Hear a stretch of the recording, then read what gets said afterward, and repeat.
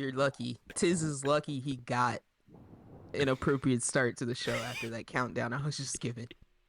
I was waiting to see if you were just gonna sit in silence, Caused me stress. ignore me. No, because I told you I watched a video of someone doing bad syncs and it made me laugh so hard. Bad syncs, like Just bad sync. like synchronization.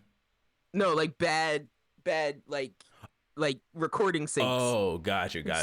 He was pressing. He's just like square, triangle, triangle, 3, 7, 2. Just not extra pressing long for buttons no at the same reason. time. Yeah, Yeah. that's funny. All right, y'all. Welcome back. This is Clash. Welcome back to episode 169. That feels like a landmark, but I guess 170 would be more important. I am one of your hosts, Night Hoot, and with me as always is The boy Tiz. I get to introduce myself first always because I am the host. No, I'm just kidding. I mean, But yeah, that makes sense.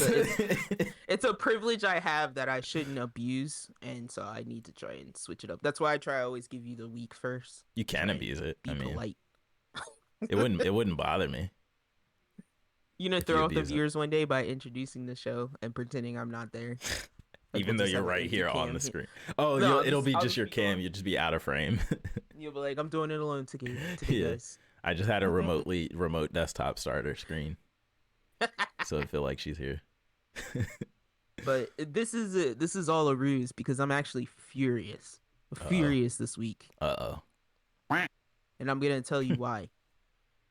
It's about demos. But before we get there, don't forget, you can email us, siblingrivalryclash@gmail.com, and you can tweet at us your quick opinions at srclash_pod. And I'll tell you where I'm at. So I finally played the Pikmin 4 demo. And How was it? I was about to just not even do it because I get very angry at like the brevity of most demos. Like Mhm. if I've never put my hands on that material before, right? Yeah. So I was like, okay, I want to play this demo because I just want to see what everyone's talking about and I want to see what that dog does. What's a perfect length demo to you, by the way? I'm just curious. Like when I would say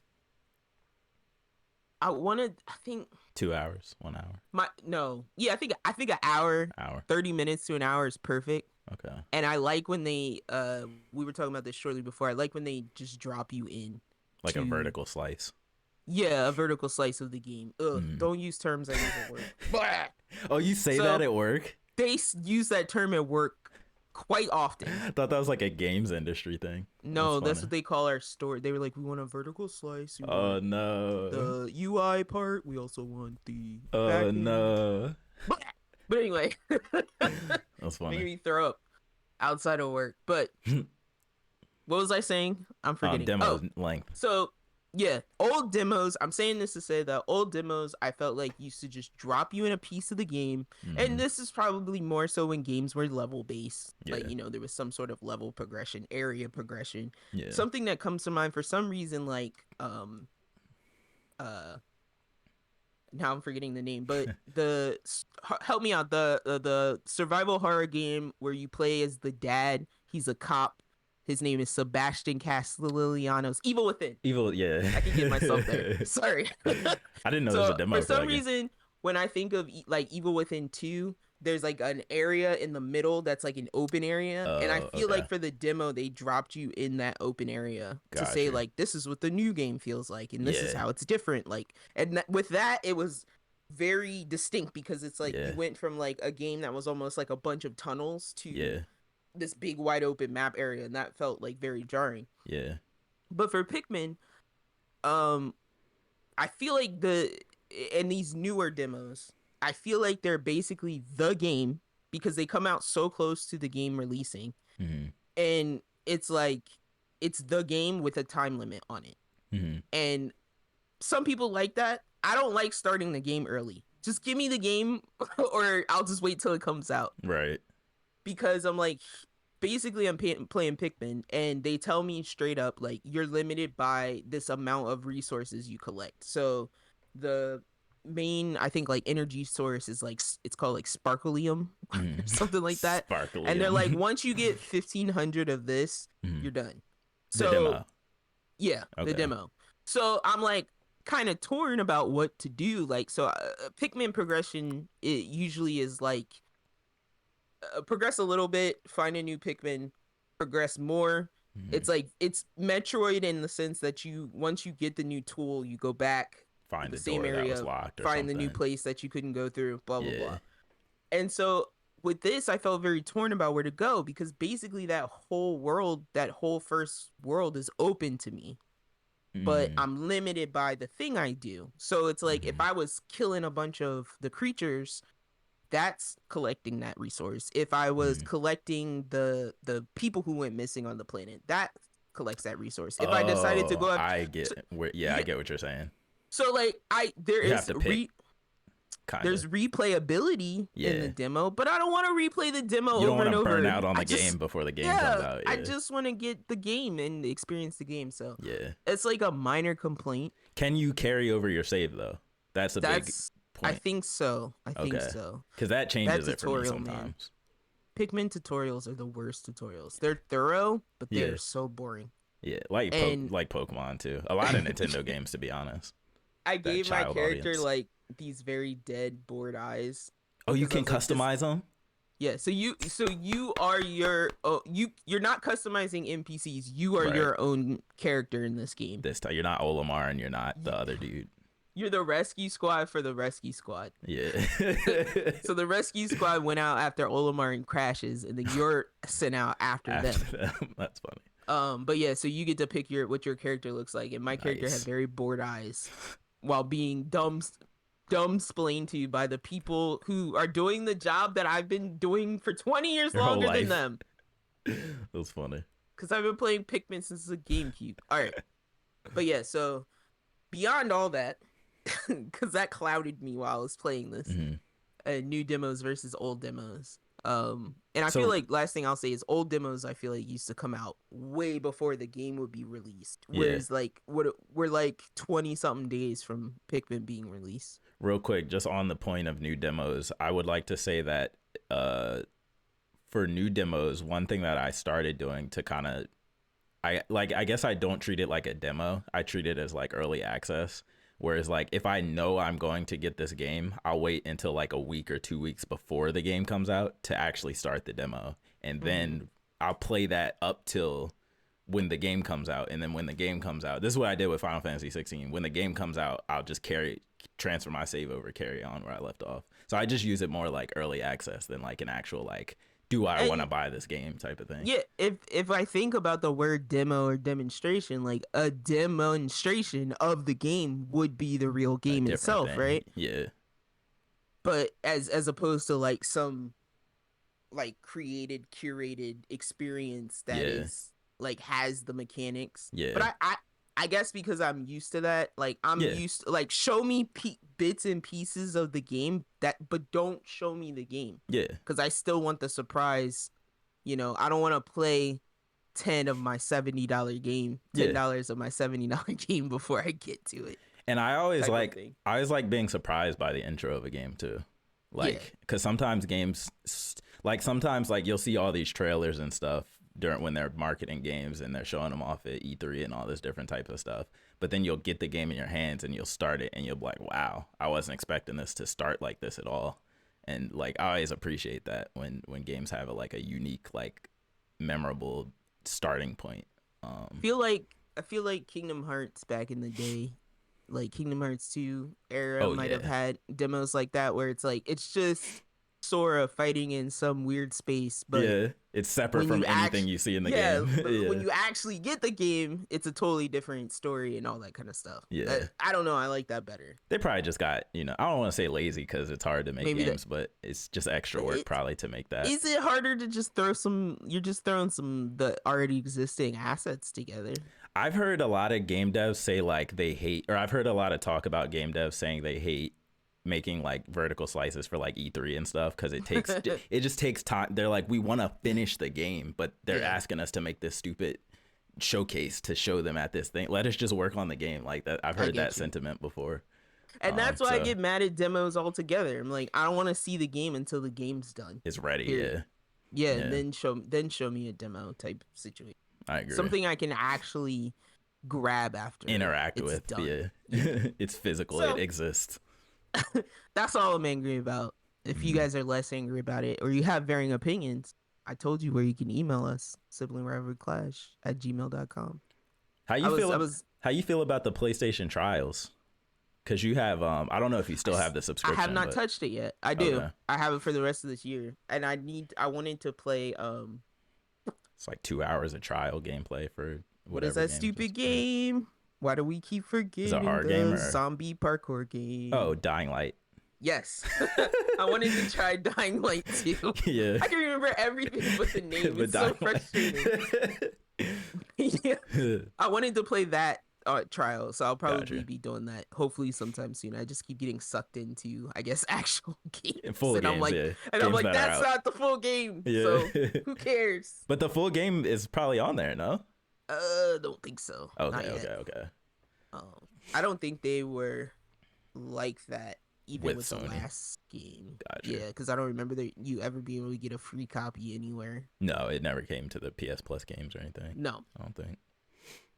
So yeah, beyond that, Tiz, you want to tell us about your week? Yeah. So nothing too crazy for me. I've mainly just been playing kind of the same games. I've been playing a lot of Diablo 4, trying to get my so in Diablo 4 they have like account wide things that you can get. So like you unlock it on your first character, they're unlocked forever. So I've been kind of going down like the list of those things, knocking those out. And then I've still been playing a lot of FF16. Still really enjoying that game. It's funny. There's been so much like controversy and drama online about this. People being like, "This is not my Final Fantasy," or "There's no RPG elements," or "God of War has more RPG than this game," and it's just like, guys, it's different. It's FF16. All the Final Fantasy games are different in some aspect. Most of the time the combat is different. So it's just like, I don't know. I feel like people are always going to be mad about something. They are. If it's not the thing that they experienced when they were 5, they're going to be mad. I'm like one of those people most times. If you call it any other name though, if you call it, I don't know, Game of Fantasy, whatever, like people would probably have no issues, but I feel like it's just because it's titled Final Fantasy that there's other expectations on it. But if you go to this game, if you want great story, if you want cool action, it's gonna be great for you. But there aren't a lot of RPG elements, I can admit, but I feel like that's not needed. I feel like there's RPG elements in so many other games that aren't necessarily RPGs. You know what I mean? Like RPG elements are in every game nowadays. That I feel like it's okay to have a game that's like, okay, we're focusing on this, and this, and that's what the game, we're gonna polish that all the way up.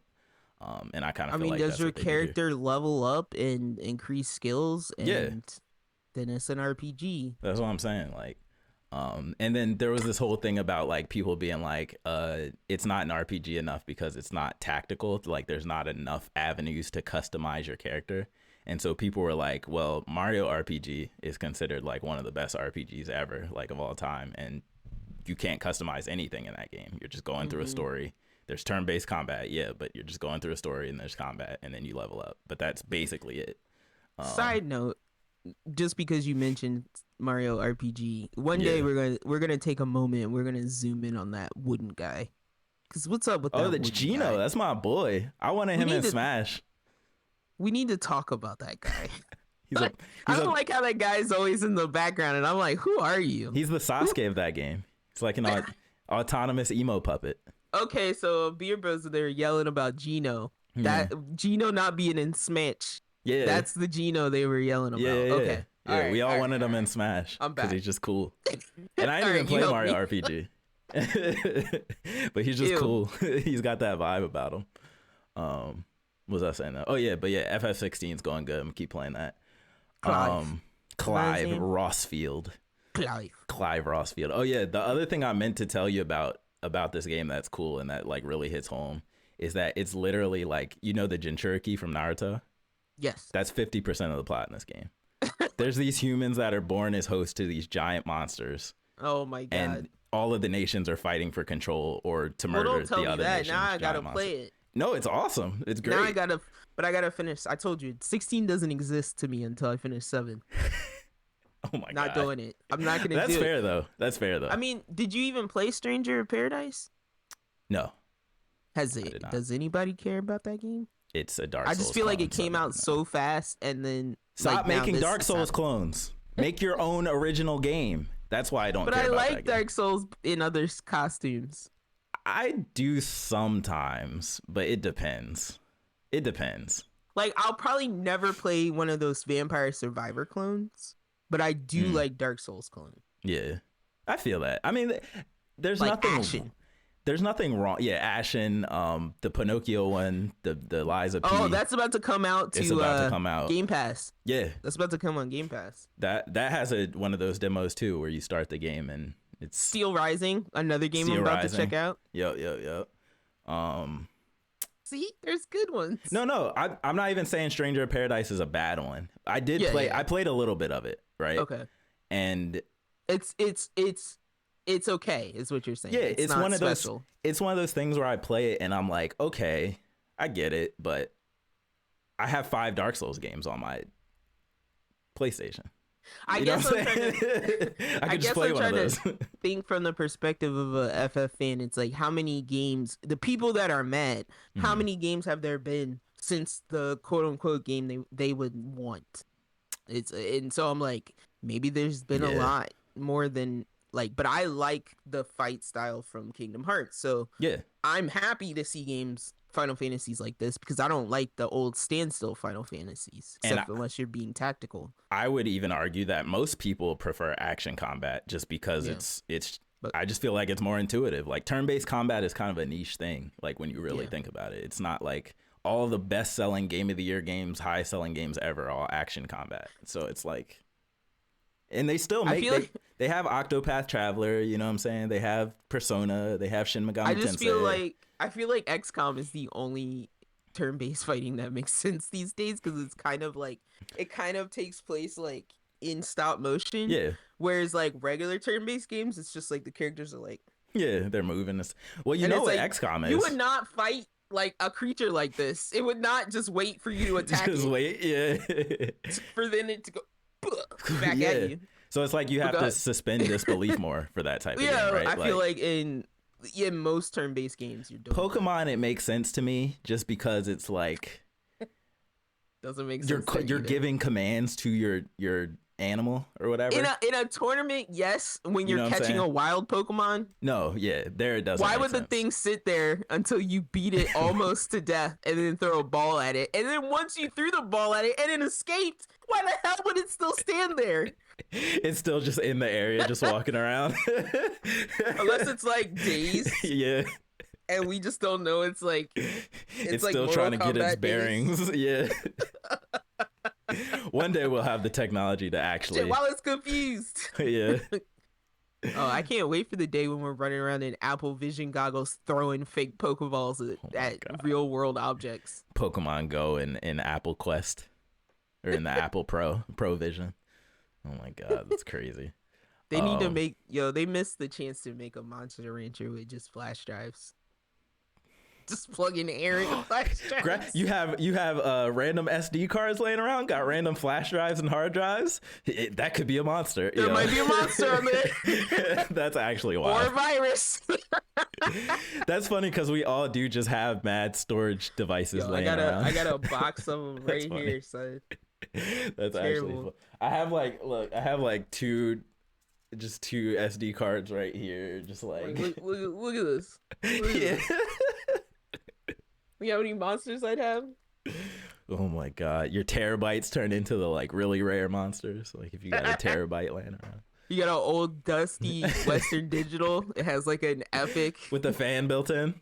Yo, they just start tying monsters to serial numbers of old devices. That's hilarious. Be sick. That's a great idea. You got me off on the worst tangent. That's a great idea. I think that was all I was saying about FF16. The Jinchuriki, it's awesome. Back to that, I would that totally peaks. See, it's Game of Thrones, Jinchuriki, The Witcher. No, don't say Game of Thrones. Oh, it's very Game of Thrones. It's so like you can tell like, oh, they watched Game of Thrones right before they made this scene right here. This scene right here. I need to finish. Cersei is a character in this game.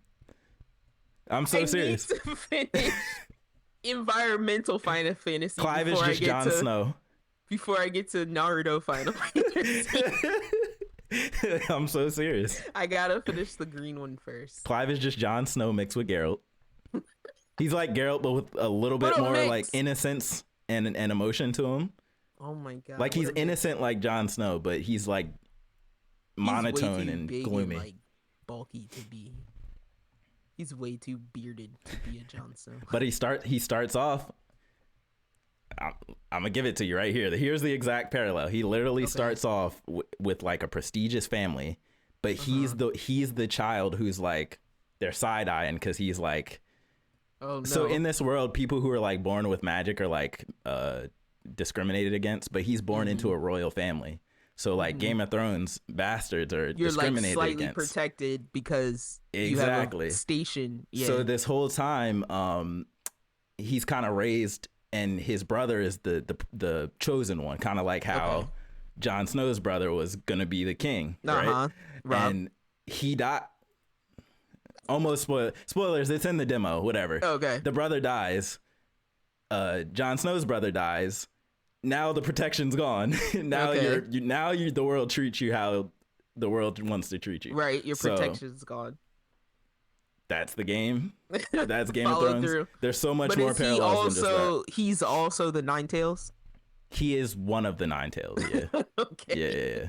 He's basically the Nine Tails, like the one. That's what I was like. Is he the reject? Like crazy? Like I'm the most powerful, but I'm also the most docile. There's even a whole moment of like he's in his human form, and then he gets mad, and then the wings or the parts of the creature start coming out. Like they half transform the same way they do in Naruto. See, this is exactly what I was talking about last week or 2 weeks ago when I was talking about people selling me shows wrong. Yeah, I'm like, it's like when I yelled at you, I was like. You didn't tell me Ghost of Tsushima has Ghost in it. I was like, playing the damn game. I was like, I thought they were magical ghosts. I'm weak, yeah. That they were like emotional drama of Tsushima. Yeah. I didn't think it was like spiritual.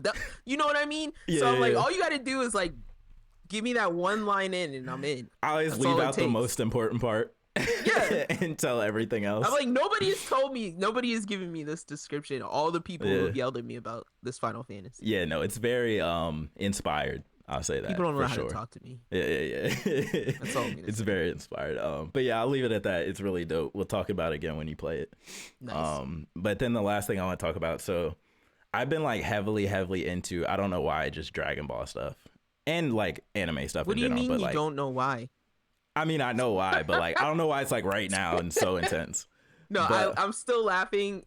Just side note, guys, we took some family photos like a week or so ago, maybe two, and we both wore our Dragon Ball shirts for one photo. And this lady was like, "What's the significance of the shirts? Of these shirts?" And I like tried not to laugh, like it's so Goku, hard. Mofo. In her face, but I was like, it's just a show we really like. Yeah. Like, how do I explain Dragon Ball to you? Had to say it like an adult. I'm like, you have a son, right? Ask him. Yeah, ask him about Dragon Ball. But so in my being into Dragon Ball, my YouTube algorithm shows me a lot of Dragon Ball stuff now, and I stumbled upon this channel who basically all of his videos are about like what's going on with Dragon Ball. Oh, nice. Are they rebooting it? Are they having problems? What's up with the Sandland thing? And basically a couple of videos I watched. So I learned a couple of things that I had no idea. So one thing, Dragon Ball, the anime, Dragon Ball, the manga, two totally independent companies, nothing to do with each other. I believe that. Dragon Ball, the anime, Toei, who makes Dragon Ball, the anime, who owns Dragon Ball, the anime, they hate using, what's his name? Is it not Miyamoto? Toriyama, thank you. They hate using they hate using Toyotaro's stuff. They hate, basically what I'm trying to say is they hate adapting stuff that's already happened in the manga, right? Which is typically what you want from an anime. They truly want to do a based on these characters. They actively want to stray away from the manga. Okay. So that's how GT came about. They didn't want to wait for the manga. They just wanted to take it in their own direction. They forced Toriyama to draw those characters. He didn't want to Then we draw those get characters. Red Monkeys. Go ahead. Red Monkeys. Long story short, fast forward a little bit. So there's 2 chapters in the manga called the Moro arc and the Granola arc. Mm-hmm. Dragon Ball Super, the movie, skips those. It just takes place after those. Okay. So basically, there's a high chance. like Dragon Ball Super F, like the Frieza movie. No, superhero. Okay. So F is before it. Beast Gohan. Yeah, F is before it, and we know that F and Broly got recapped in the, or not Broly, F and the Beerus movie got recapped in the anime. These a couple manga chapters happen that still haven't been animated yet. Okay. And then Super movie comes in after that. Okay. They're all still considered the same canon because I don't know, because it's all Toriyama. Okay. But basically, long story short, there's this whole theory about how Super's either not coming back in the way we think it is, as in it's not going to adapt the manga because they just don't care to, and they don't want to. They want to do an anime original thing. So people are saying maybe they'll do a GT reboot. Maybe they'll just take it in its own direction. Maybe they'll just not come back.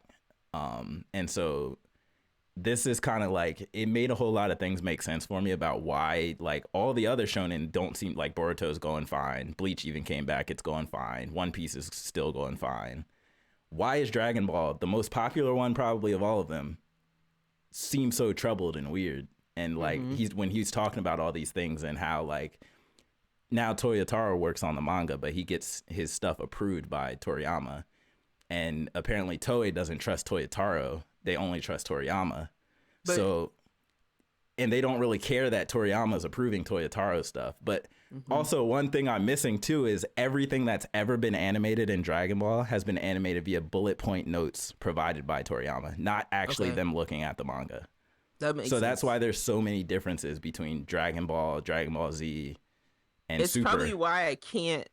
That's probably like that's one of the enemies I can never go to the source. Yeah, or the book because it doesn't feel. It feels different. It's so strange. Like even so, like tournament of the the little mini tournament before the Tournament of Power. I forget what it's called, but they had a design for the stage of the tournament in the manga. And Toei just straight up changed the design just because they didn't like the design in the manga. So it's like there's all these differences. And I wasn't even aware of this until now. Even DBZ is like mad different, supposedly, from the manga. Because they were working off of bullet points as opposed to like actually looking at the source material. So it's just, I just say all that to say like there's just all this weirdness with DBZ. There's like a lot of inconsistency. People aren't really working together. It's feel very like weird. All I'm gonna say is like because that's from such an older time. Yeah, I'm gonna say they care more about money than the unity of the IP. 100%. Yeah. So they're like, as long as it's making money, who cares if we do what people want us to do? It sounds so terrible, but it's true. I really learned. I feel like that like a lot of like I'm not gonna say all Japanese companies don't care. They're really good at running the business. I think they care about the business, but it does not matter what the business is. Yeah. It doesn't matter that there's an artistic and like integrity to it. Nostalgic passion surrounding this IP. They don't care about that. Nah. They just care that it's performing the way they need it to perform. Yeah. And so I mean, a lot of companies are like that. Which, to that point, guess what is actually the only currently ongoing piece of Dragon Ball, besides the manga, piece of like animated Dragon Ball fiction? The games? It's Dragon Ball. I think it's called. What's it called? Oh, it's Super Dragon Ball Heroes, and it's because it promotes the mobile game. Okay, I was gonna say it's like a card game. I thought it's a mobile game. Unless I'm completely, okay. Yeah, and so it's funny you said what you just said because the only piece of Dragon Ball that's still actively in production is marketing for a mobile game. Yeah, that's all I can find. Like it's so crazy. That's all I can find to watch. Yeah. As far as Super is concerned, are those I guess promotional videos because they're short. They're very short. So it goes to what you said about making money. It's like the mobile game racks in millions and millions of dollars because it's a gacha, and so people are still playing DBZ Fighters, man. Oh so, yeah, 100%. People are still playing. I told you, Xenoverse 2 from 8 years ago, 10 years ago. So it's not gonna. So I'm like, it's not gonna stop. And so yeah, but I anytime soon. I think we're gonna get new anime Dragon Ball Z because, like you said, it makes money, but who knows what it's gonna be, or if it's gonna be a continuation from Super or what. Like, who knows? I really think Hunter x Hunter would have been Dragon Ball's only competition if it hadn't stopped the way it had stopped. Yeah, because it stopped weird too.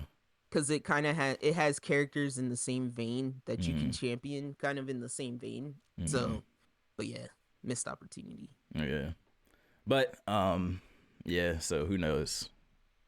It sucks that Dragon Ball has to be the one to be in this situation because it's the one like I want the most right now.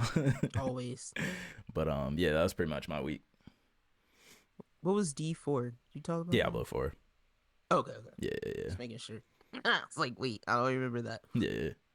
I just know, all I know about Diablo now is like, I didn't know it was such a money game. What you mean? It's a money game? Don't you have to buy stuff in that game? No. Cosmetic only. But it's still, you can get carried away with that. I mean, what AAA game doesn't have? I'm just saying. Like, I just feel like that's the only thing I've heard about so far. I'm saying this as someone who hasn't. Oh, I'll tell you why. Because the skins are $28. But like I said, it's a skin. Like, who cares? Sorry, I just got told a story before this podcast about our nephew just like calling our mom, being like, "I need $10. I need V-Bucks for skins." V-Bucks. And he was like, as he's doing this, he's like yelling at his mom to get his report card out, like it's some kind of bargaining chip. Hey, yo, get my card, get my report. Like, if she sees this, she can't argue this $10. Look at them A's, yo. A's for skins. Yeah. Nah, that's Fortnite terrible. Started that for sure. That's terrible. But Fortnite started that. I'm gonna be a little quick about my week because I'm realizing like I didn't watch Witcher. Oh, it started, or just the trailer? Just the trailer. It's out. Started. 29th. The first half is out. Oof. I was sleeping because I told you I'm in a battle with Netflix right now. I'm not in a really. It's fully one-sided. They don't give a shit about me, but I'm fully against them right now. I agree. Wait, did you watch the little prequel series? Because apparently that's actually poignant to the story. What's it called? Blood something. Witcher Blood Origin. No, maybe I need to. Oh, you talking about the in between bullshit? It's that actually they said that canon. Didn't matter. No, it does. They said so. I watched I mean, you could probably just watch a recap. I just watched a recap. I just watched a recap. This is fucking Boba Fett all over again. Yeah. This is Boba Fett with the one episode of Mandalorian in the middle, and I don't want to watch Boba Fett. I was watching the recap, and I was like, oh, that joint was actually important. I was like, oops. Can I just watch? Yeah, I was like, can I just watch the recap? Just watch a recap. It's fine. Witcher is weird about its. Like how it wants to tell its story. Like they its can't pacing decide. is very strange. I think they can't decide. Like each season they're trying something new. Well, it's like the one thing that throws me off from being like, yeah, I'm prepared to watch this next season and know what's happening. I don't really know what's happening. I don't even know what happened at the end. I just like to see the monsters. Yeah. Let's be honest. I like Geralt. I'll Geralt's play my Wild boy. Hunt. Yeah. Oh, the story is way more like follow it through in Wild Hunt. It's not like weird and jumping all over the place. That's what I'm like. Yeah, I'll just eventually play that, and I'll probably be good. Yeah, 100%. But anyway, I did play some games. I didn't do much else. I played games and I watched stuff, so I have stuff to talk about. Sure. First thing I want to talk about is a game I bought on a Steam sale. It's called Luck Be a Landlord. I've talked about this game I think prior, but it's basically it's a roguelite slot machine game. Yeah, and you basically build the slot machine like the symbols as you will as you spin and go along. So the progression is like you're shown a email that's like your rent is due in 5 days and you need 25 coins, and it's like you have 5 spins and you're like, oh shit. So then you spin and you hope you get enough coins to make the first day, and then once between every spin you're adding symbols to the machine. You get like a choice of 3, and then you also have like beneficial items that are on the side of the machine. And it's a very simple interface of just like spin and pick and spin and pick. And it's very addicting because the symbols, of course, have interactions. Mhm. So there's like almost there's so many different symbols. There's rabbits, there's dogs, there's goose, there's a chicken, there's an egg that hatches into a chicken. There's a seed that can grow into an orange or an apple or corn or a banana. Mhm. And then the banana can split and cause problems for other symbols. There's bounty hunters, there's thieves, there's What's cultists. the game called again? I'm bringing up some Luck, pictures for the audience. luck be a landlord. But yeah, it's a very simple, like pixelated interface, and it's more about like the entertainment very much comes from the interactions and seeing the coins pile up. It's very much like a ching ching game. You Hmm. get your ching ching. But yeah, I've progressed somewhat far. I've had like good times where like I'm barely making the rent by like one coin, like one coin off from failing, and then other times I'm like I have the next week's rent before it's even due type Yeah. situation. So you can really make it beneficial depending on how the you get the symbols to interact. Hmm. I'm only somewhat smart about it. Gambling to make rent is like a funny concept. It's like what's the Squid Games? You remember the dude was like trying to pay his rent and he had like I don't know if he saw an ad or something, but he basically went to like to go gamble, like to be like, Yeah, okay, I can get this rent, and then it just went horribly for him. terrible Lost decision. it all. Terrible It's decision. crazy. But yeah, that's that. It's a simple game, not much to explain. And then I realized I didn't say much about the Pikmin demo, Yeah. so I'll just say here that so Pikmin 4, the biggest tool change is, or the biggest mechanic change is the dog.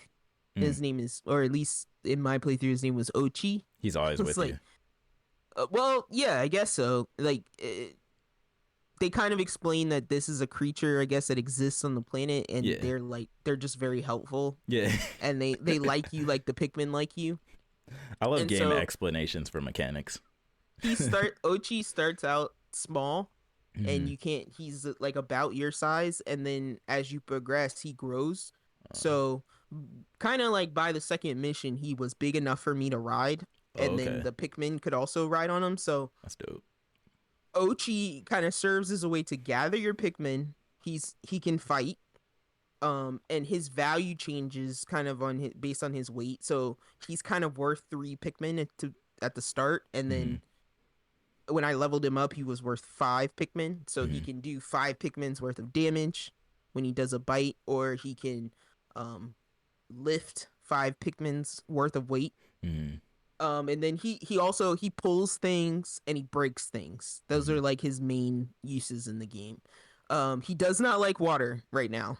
If there's a change in that, like, cause I saw somewhere it was like, oh, Ochi can float, and so I'm Okay. like, cool. So I immediately like Went to the water, the last part I had to do was like the water, so I walk it in, and I just meet him like, doo-doo-doo, and he's like, and he's yeah. yeah, and it's like the game's like, oh no, Ochi's gonna die if you don't call him back. What happens if he And dies? Ochi doesn't die. Oh, okay. I think he just gets weakened, Okay. and Okay. so far I Cool haven't down. gotten him like injured for Got real. you. But yeah, so he started drowning. All my Pikmin started drowning. Mm. So don't ride Ochi into the water unless they say it's okay. So he's a cool addition so far. So far, he's not too cumbersome. Mm. With this game, the one thing I will say is I was worried within the tutorial of like Too many the thing I like controls. about Pikmin. Yeah, the controls are simple. It's Yeah. like throw the Pikmin. You can force them all kind of forward in a group. You can shift them around you. The You thing can I like about separate them. Nintendo games, to be honest. Yeah, and it's because it's not a lot to remember. You can pick Yeah. up the game pretty easily. But Pick up and play. this game is like borderlining on cumbersome controls. That's how I people were saying that a lot about Zelda too, Yeah. because See, I of don't. all the Oh, movement and stuff. oh, I'm sure. Yeah. Yeah. With that, like I got tired of that with like the Aimer, the arrow, right, or the camera, the Sheikah camera thing. like having to do that. Yeah, with that stupid Sheikah device of Mhm. everything. So I'm like, I can only imagine. But this, yeah, this is still key based. There's no gyro movement. It's Thank all God. key based, but Hate gyro. it's like a lot is on the Y button. There's a lot Mhm. of like hold the Y button, for commands and like Gotcha. tap the Y button. And so I'm like, they're like borderlining on just like a little bit too many controls for one interface. And then your character has all these apps now. I didn't check into any of them because I'm Like a just cell like, phone? kinda. It's like your communicator device. Okay. So I guess there's like identity things, so you can look at the stats of the, I guess, other rangers or whatever. You can look at like your resources, because there's like there's raw materials in this game. They didn't really have that before. Like foraging and crafting and stuff. A little bit, yeah, but it's like it's one type of raw material. They don't get crazy with it. Okay. You just reminded me about something that I kind of hate when games do it. I don't know if this game does it. It doesn't sound like it does, but just in general, when games have like the smartphone, like the iPhone menu, where it's like the menu of the game is you pulling out something that looks like a real world cell phone and you're like clicking on apps. I hate when games do that. It's not that bad. Okay. It's because it does like it's like a TV screen. It like goes black and comes back up as like you're in the screen in the device. But yeah, so that's all good. The cool new ice Pikmin are cool because you get a certain amount of them in the water, and the water freeze instantaneously. You can like walk on it, but you have to leave those Pikmin in there. Got you. Because if you don't, the water will turn back.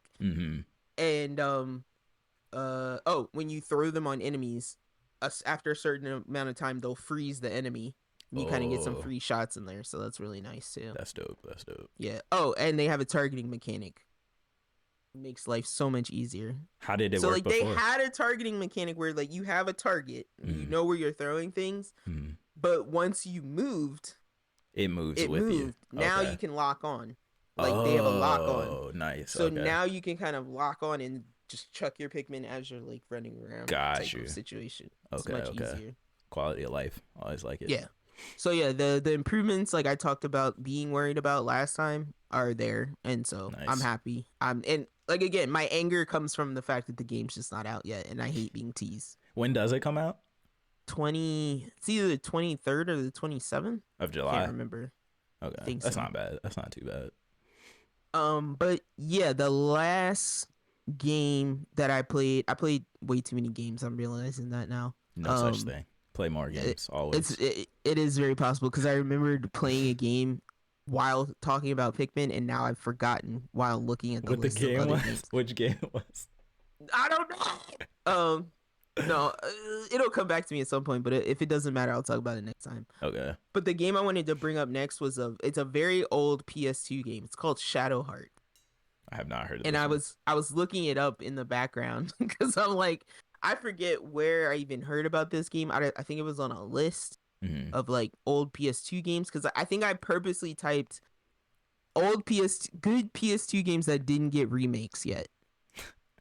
And so this is on that list. How many of those are there? There's probably a decent amount. I wouldn't be surprised. Yeah, there's a decent amount. But yeah, Shadow Hearts was actually a trilogy of games that came out in America and Japan, North America and Japan, and it's a very strange. It's an RPG, but so far it's like a very strange. It feels almost like a bootleg Square Enix game. Is it turn-based? Yes. Okay. I have trouble answering this because one of the things they said was interesting about this game is like the fighting style. So you're like third person. I'm like third person running around, right? Kind of like I would say kind of like Resident Evil, where it's like it was like a fixed camera. Yeah. And I was running through a hallway, but then there's random encounters, almost like Pokemon. So like I'm running through like a tunnel, but I don't see any enemies, but I encounter enemies. So it's and the screen like old spins. School. So then it does set like a turn-based fight. But when it was my turn to attack, a fucking disc shows up on the screen, and it flashes, and then it partially turns to the side, and then these it was like, so think of like a pie, right? Okay. Like random slices of the pie lit up, and this I'm looking at a picture of it too. Yeah. And this spinner popped out, and I was like, and I just like pressed, and it was like miss, hit, miss. And I was like, okay, so I'm supposed to hit the spinner in the lit up areas as it, but you only get one spin, so it flashes, pops up, and it's like spin, and you're supposed to go bap bap bap.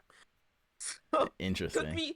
It took me until the second turn to figure that out. Yeah, because there was no tutorial. Of course, old school gaming, gotta love it.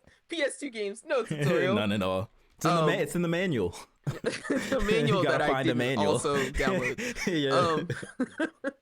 But yeah, so it was turn-based in that, like, so I got my hits from correctly hitting not missing that, and then the enemy kind of just returned attacks, and I could also, so then a menu popped up where I could just attack, and then they had like special attack, defense. When I turned special attack, fusion. It was like fusion. What the hell is that? So I clicked that. My character morphs into some like gargoyle like demon, and he's like, and I'm like, okay. So then I'm like special attack, and the disc comes back again, and I do it again, and it's like I don't know if I was using some type of special mana when I did that, but it was a like, I would say it's a tutorial fight, but they weren't showing me anything. It was like a introductory fight, I should say. So I was fighting who I'm assuming is like the main villain. So he just DO'd me. He was just like, smack. Okay. You're dead. Like he hit me and it went 999. And I was like, so I didn't even have a chance. You're supposed to die fight. Classic old school RPG also. But the reason I say it felt square is because the story just started out with nonsense. And I looked and I'm like, I'm on game 1, right? Yeah. Because there's Shadow Hearts, and then there's Shadow Hearts Covenant, which is also known as Shadow Hearts 2, and then there's Shadow Hearts from the New World. So I was like, oh shit, this game got 3 games in the course of like 3 years. Look, and all those things you were just describing are probably what people are complaining about FF16 not having. We want no tutorial. We want random encounters in the overworld. We want weird combat that doesn't make sense unless you read a tutorial. We want a story that doesn't make sense. Like, I feel like that's really what people are saying when they say this isn't my Final Fantasy. But not to sidetrack you.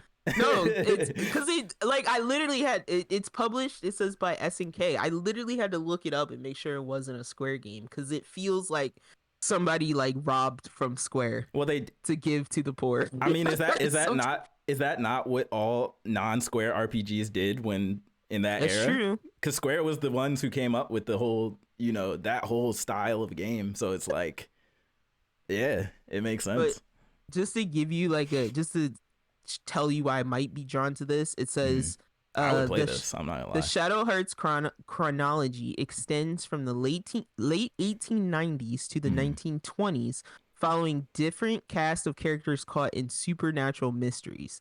The setting combines alternate history and cosmic horror with real-world figures making appearances, and each title has multiple endings. I would play this. I would absolutely play this.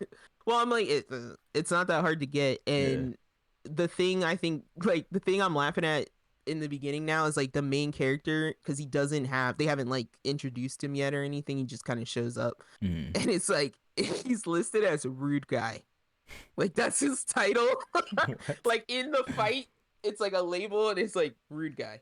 Rude guy. Like, wow. So okay. I was like, I think I'm gonna like this game. Yeah. But yeah, they have like hyper running when they run. It's like, yeah. You're like, why are you running like that? Yeah.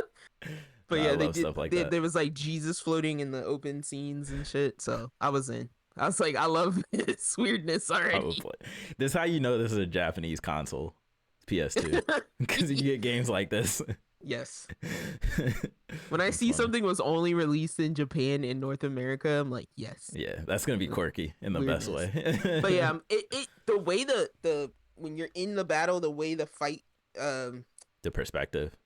Yeah, the way the fight menu comes up. Yeah. Persona 5. All the way. And I was like, whoa. Like, I was like, is this Persona before Persona? This is weird. Yeah. No, honestly. But yeah. So that's nice. The end, I think, of the games that I played. I will remember the other ones later. No problem. And then I briefly wanted to mention a really messed up movie that I watched, because I need to get this off my conscience. Oh, God. I watched this. I think it's either Swedish or Norwegian film called The Innocents. Okay. And the reason I watched it was because it was the synopsis said that like it's basically like little kids get superpowers. Okay. And then stuff went wrong. And you know how Brightburn, I really liked Brightburn because it's like, what if Superman was bad? Yeah. Kind of like answers that question. Was a troubled child. So this movie was not quite what I thought it was. The main character was like this little blind girl, and her parents move her and her sister's slightly older than her, but has like special needs. She's autistic, but she can't speak. So she just kind of like moves around and makes weird noises, and she's always kind of like touching things, and she's like, man, and she doesn't talk. And so the younger sister is fine, kind of normal. So they kind of force her to like socialize with the older sister, and she hates it. And like the first thing they show you is her in the car, and the parents aren't paying attention. They're in the back seat, and she's like pinching her older sister's leg.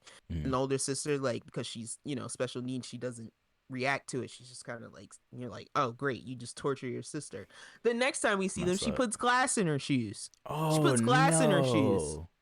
And I'm like, what is this? Like, what? I'm like, what am I watching? Like, what am I watching? And then, yeah, it's like, and then you see the mom, like, walks her over, puts her shoes on. It's like, of course, she doesn't know there's glass in there. Well, we know who the villain is. She sprinkles the glass in there and then shakes it to the front. I was like, oh, you're evil. That's Dio that's Dio from season 1. Those are Dio antics. Now, wait, I thought she was Dio. I'm on your path, right? Yeah. But then we meet new friend. So she walks outside by herself, and she meets this little Indian boy. He looks Indian complexion wise. His name's Ben. I think Ben is pure evil. Ben, over the course of the film, so like they're playing together, and you can tell like this is the most affluent neighborhood, so they're playing together in the playground in the dirt, just hanging out, you know. And you're like, oh, okay, maybe she meets a friend. This is nice. So they're playing with the cat, and Ben shows. Ida is her name. Ben shows Ida that like, oh, if you drop a bottle cap in front of my face, I can make it like shoot off in a different direction. So that's when you first get the introduction, like, oh, there's something weird about this kid. And so they go get a cat. They take it up to the top flight of steps in an apartment building, and then they just drop it. And again, I'm like, what am I watching? What is this? So then you see, like, you hear, Brr! And then you see, like, the cat, like, limp away, like, through a doorway. So you're like, oh, Jesus, it's still alive. So then he, like, chases it down there, and he sees it laying in the hallway, like, just laying there. And he starts, like, crying, right? Like, a tear comes out, and you're like, okay, so they do have emotions. They just didn't understand. He walks up to it. He starts petting it, and then he steps on its head. He's like, you want to finish it? She's like, what are you talking about? And he's like, he just steps on its head. And then that's when she goes, I'm out. God, what is this? And I'm like, little kids are awful. Like, little kids are horrible. What? But anyway, so that's when sister goes, I'm out. Like, don't want to play with this kid anymore. Like, he's messed up. So set that aside. Older sister, who Ida keeps leaving by herself because she doesn't want to babysit, meets this other little girl who lives with her mother. But this little girl, for some reason, has a psychic connection with the older sister. So she can understand the older sister's thoughts as if they're happening in her head. So they immediately bond because she's just like, I can hear your thoughts. Like, when I laugh, you laugh. It's like this weird, it's like they're sharing the same mind kind of situation. Yeah. So all these kids come back together, they meet, and the one little blonde girl is kind of the one that doesn't have any abilities. Okay.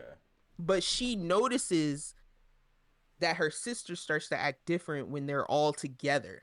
And so then they start doing these experiments where, like, they notice that the power, whatever power it is that they have, is stronger when they're all together.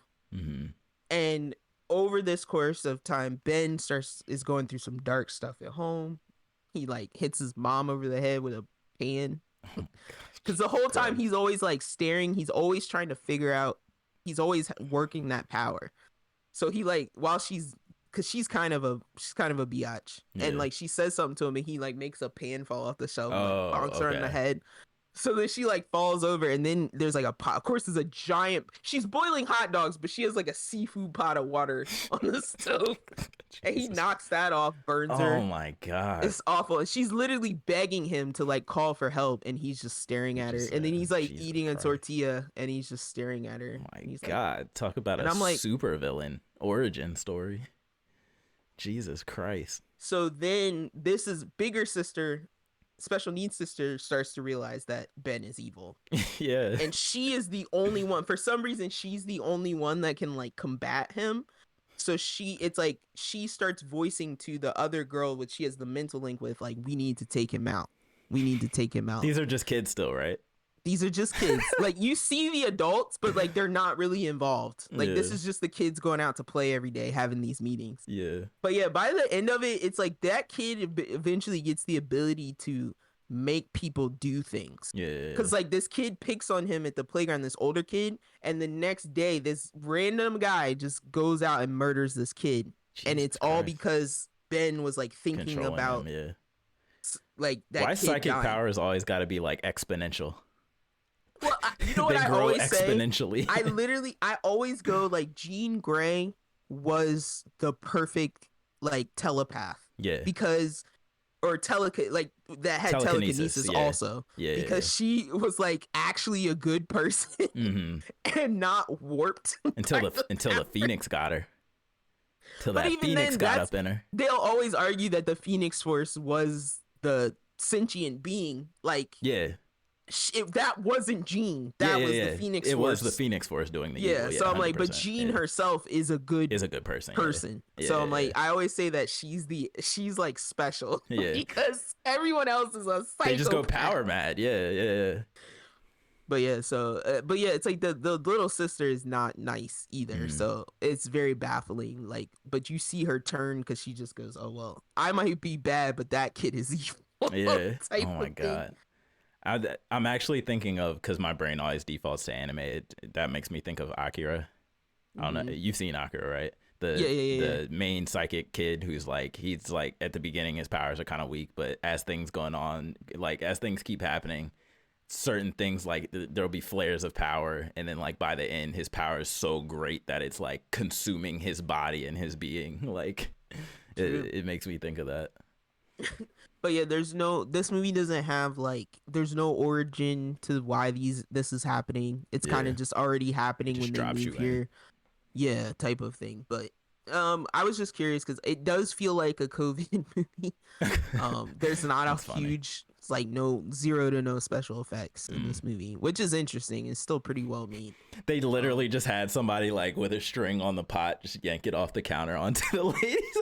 It's not even CG. Well, it's a real pot. There's one scene where like they find out like if because the girl that can't speak. Yeah. She's like, the sister's like, if I whisper something in her ear, can you hear it from like way far away? Yeah. And so she says like Ben is dumb or something. Yeah. And then the little girl laughs. Yeah. But Ben can also hear it. So then he does this thing where he knocks her over and she's like, and that's like the one instance where I was like, that had to be special. That had to be like a guy in a green suit or something, because it's like her body just moves so unnaturally. To knock her over. That's funny. But yeah, so that was The Innocents. It's not streaming anywhere. I had to like really dig to get to that movie. Have you ever? Good luck. Have you ever tried? Speaking of telekinesis, have you ever like tried? Oh, I will myself to move things constantly. Wait, because I don't ever want to move. Are you saying it works, or are you saying no? You try? I'm just saying I try all the time. I'll let you know. Yeah. Every once in a while, I'm just like, sick, bro. I'm just like. Well, see, I don't do that because I don't want to be Magneto. I don't want to be doing the. Oh, you don't want to do hand motions and stuff. I don't want to get caught. That's how Magneto got caught, remember? Yeah. And everybody was like, it's him. I don't want to get caught. So I got to learn to do it without my hands. Inconspicuous? No. But nah, sometimes I'll just be like, just to move a little bit. One of these days, like, you never know if you don't try. Pencil. You never know if you don't try. 100%. You never know what energy you need to tap into. That's all I'm saying. Yeah. But yeah, moving on to less bullshit. I'll get into. So these are both Apple TV Plus shows. One was Drops of God. I'm still watching that. I don't know what is making me watch this show. This is a anime. This is a manga adaptation. Is a live action manga adaptation of a manga. Gotcha. And it's the original language was French. I've been watching it with French English manga? subtitles. No, it's Japanese manga, but the show was filmed. Like when you watch the credits, it's all like some French company in conjunction with some Japanese company in conjunction with some North American company. Gotcha. It's clearly like we came together to make this foreign thing. Yeah. But it's basically just like, hey, do you like food anime? Or food mangas? Do you like competition sports food wars anime mangas? It's food wars. Do you like food? It's not quite food wars, but it's in that vein. It's right up in that vein. It's tops of the tops in the wine industry coming together to like be the bougiest of wine tasting people, like competitive wine tasting, if you will. Is the making the wine the competition, or is the tasting the wine the competition? It's the tasting. It's tasting and identifying. So, just to give you a very brief synopsis, I'm not gonna go as far as I did with the last one, but it's this guy, forget his first name, but it's something Leger. His last name is Leger. He's very well known, like wine connoisseur, collector. He's got like a $7 million house, and then he's got like $187 million wine cellar. Oh my God. He passes away. He's got one estranged daughter, and he has a protege that he trained. And he basically, on his deathbed, goes, "You two are going to compete for my estate." Oh my God. And the daughter shows up to go, "What the fuck? Like, I was your daughter. Why the hell do I have to compete? And I don't even want it." She's like, "I don't even want it." Yeah. And then you've got this Japanese guy where it's like Japanese, like wine tasting's not really a huge thing in Japan. Okay. Well, no, yeah, it's like wine tasting's not really a huge thing in Japan. So he's struggling to get a real job. His parents look down on him. Now it's his opportunity. He is the best of the best. Yeah. He is the snootiest of the tootiest. Yeah. Right? He's got the Michael Jackson like cheekbones and everything. Yeah. But yeah, they show him taste this wine. They're like, I did, because they straight up go like, they want a senior like wine connoisseur, and he's like, okay, so are you gonna test me, or you just want to tell me I can't have this job because I'm too young? Yeah. And so they give him the test, and he's like, "So 2014, no, 2017," and then he's like, Cote de Chat, and he's like, and he names like two other names, and he's like something France. And then he like puts the cup down. They show the card. It's like exactly what he said. Perfect, yeah. And the guys are like, shit. Yeah.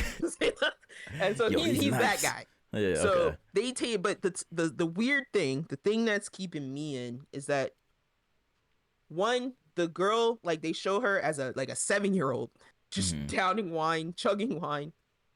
And her dad's got her doing all these. She's like blindfolded, and he's like, "Smell this, taste this, smell this," and she's like naming everything. Yeah. And she can she can smell the wine and like taste everything in it, list it all out.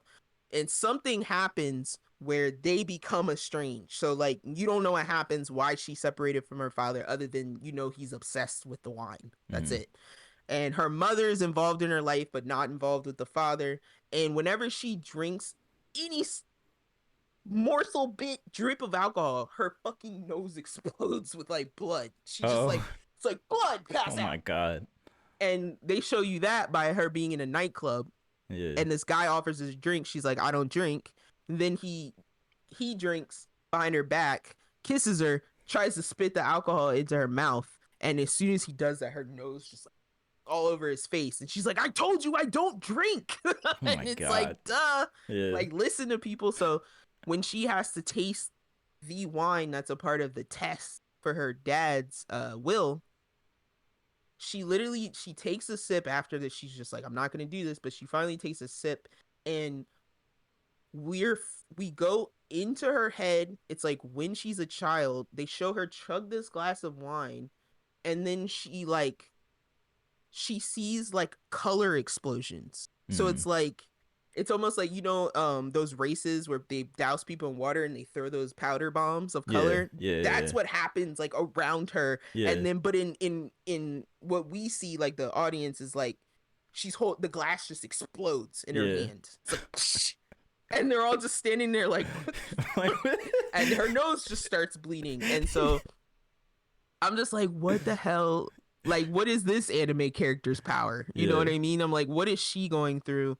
And so yeah, they just had an episode where they're like, your brain like lights up. The traumatic stress part of your brain explodes when you taste or smell anything. alcohol. Like, so she tells us she's been eating white rice and green beans for like the entirety of her life because she's like, anything else makes me nauseous. Jesus Christ. So yeah, they show her What a brain diet. like lighting up. It's like this red lightning bolt. Yeah. So I'm like, I guess we have to figure out what her trauma was. Sounds very manga. Very, very anime slash manga. There are very like it's so well produced. It's very high class. You know how Apple TV stuff is. Yeah. They got money, but it's like, yeah, there are moments where you're like, this is anime as hell. Like, Because like you mentioning the nose bleeding thing, I'm like, that's one of the things like they never usually depict from anime. Like they always do something else instead. So it's interesting that you said they actually do that in the live action too. Yeah, and it's weird. Like it in usually in the sense we're talking about, it's like a comedy, like the characters like flush type of thing. Yeah. But it's like, yeah, it's like it's similar to that in that, like, yeah, it's still a traumatic response to something we just don't understand. Yeah. So That's I'm funny. only on like episode 3. I'll let you guys know how that goes, what it turns out like. Word. But lastly, I just wanted to mention Silo. I just finished Silo's like 10 episodes. I think I talked about it before, is these people trapped underground. Yeah. They find a drill. So I watched this show the whole time not being able to like make my mind up about if I like it. When I say if I like it, which means would I recommend it to somebody. Yeah. And I still struggle. I think based on the ending, I would. Based on the finale that I saw, I would. But yeah, it was pretty a lot of questions. Like So it was pretty cliffhanger. like, yeah, it was a cliffhanger. Like if you watch the show, you would expect a cliffhanger. But I think the questions that it raised were not the questions I was expecting to be asking. So that's the part that I'm interested in. That's a good This thing. is actually, unlike this is actually based on a book. But I had never heard of the book. And I think the book is called Silo, but I had never heard of it before. Interesting. But yeah, that is one more thing, guys. Yeah. Very briefly. Watched an anime on Netflix called Uoku the Inner Chambers. And very brief premise, because we might be able to talk about it later in anime corner, but brief premise is that for some reason, some type of plague in it would be like pre-Edo period causes like 80% of the male population to die out. Oh God. So society forms a structure where women take on like, most of the roles of men, like construction and I labor. might have heard about this. And then like, so the roles kind of come in reverse, where like the women are in charge, the men are subordinate, but they're subordinate, but they're also protected, right? Because they need them to breed.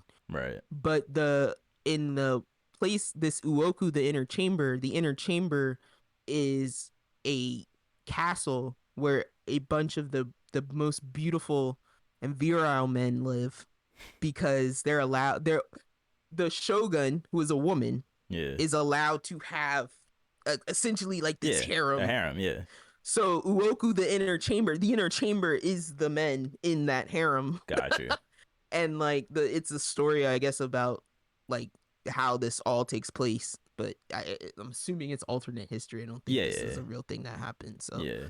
But yeah, it's a very interesting. This is another show that has an hour and a half long intro first episode. Oh my God. And literally at the end of the episode, I go, you guys showed us all that to like the camera zooms in on a book at the end of the first episode and opens the book. So I was like, are you telling me the remaining episodes are gonna be this fucking book, which is a history book, Telling the rest of the history. the first hour and a half that we just watched. Oh my god! Now I gotta care about like a whole nother set of characters. Yeah, but it actually wasn't that hard to care about that new set of characters. I hate when shows. Not saying I would hate this show, but just in general, as a concept, I hate when shows start in the future, show something crazy, and then go all the way back, and then tell me, "Hey, we got to work our way back up to this."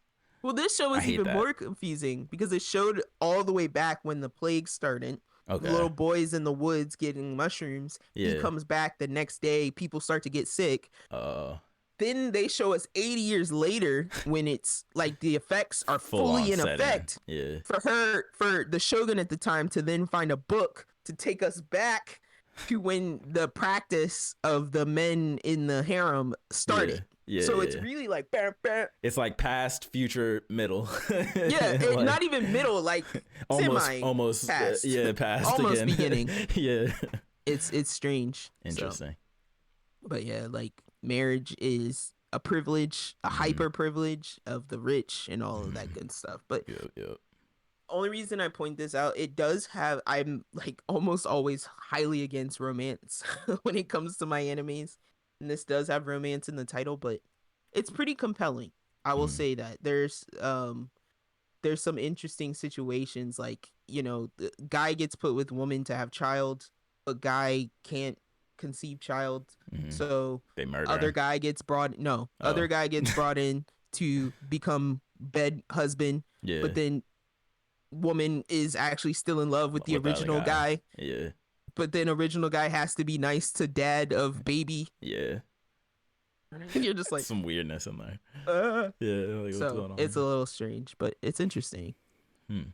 Little alternate history for you. So I think with that, Katie we're safe to get into the news. Sorry, real quick. Katie was just telling me about that show Handmaid's Tale. Isn't that kind of like that too?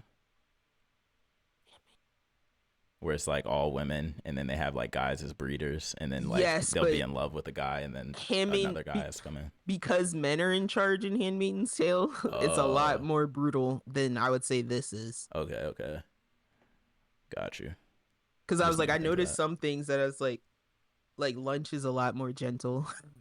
Like when the women are working in the fields, they're like, oh, we come out with all the lunch for everybody. Yeah. Because it's like, women are doing everything. It's not like lunch, maggots. Line up. Yeah. But then like there's this one part where this dude's like, yeah, I give my seed away for free because I'm a good guy.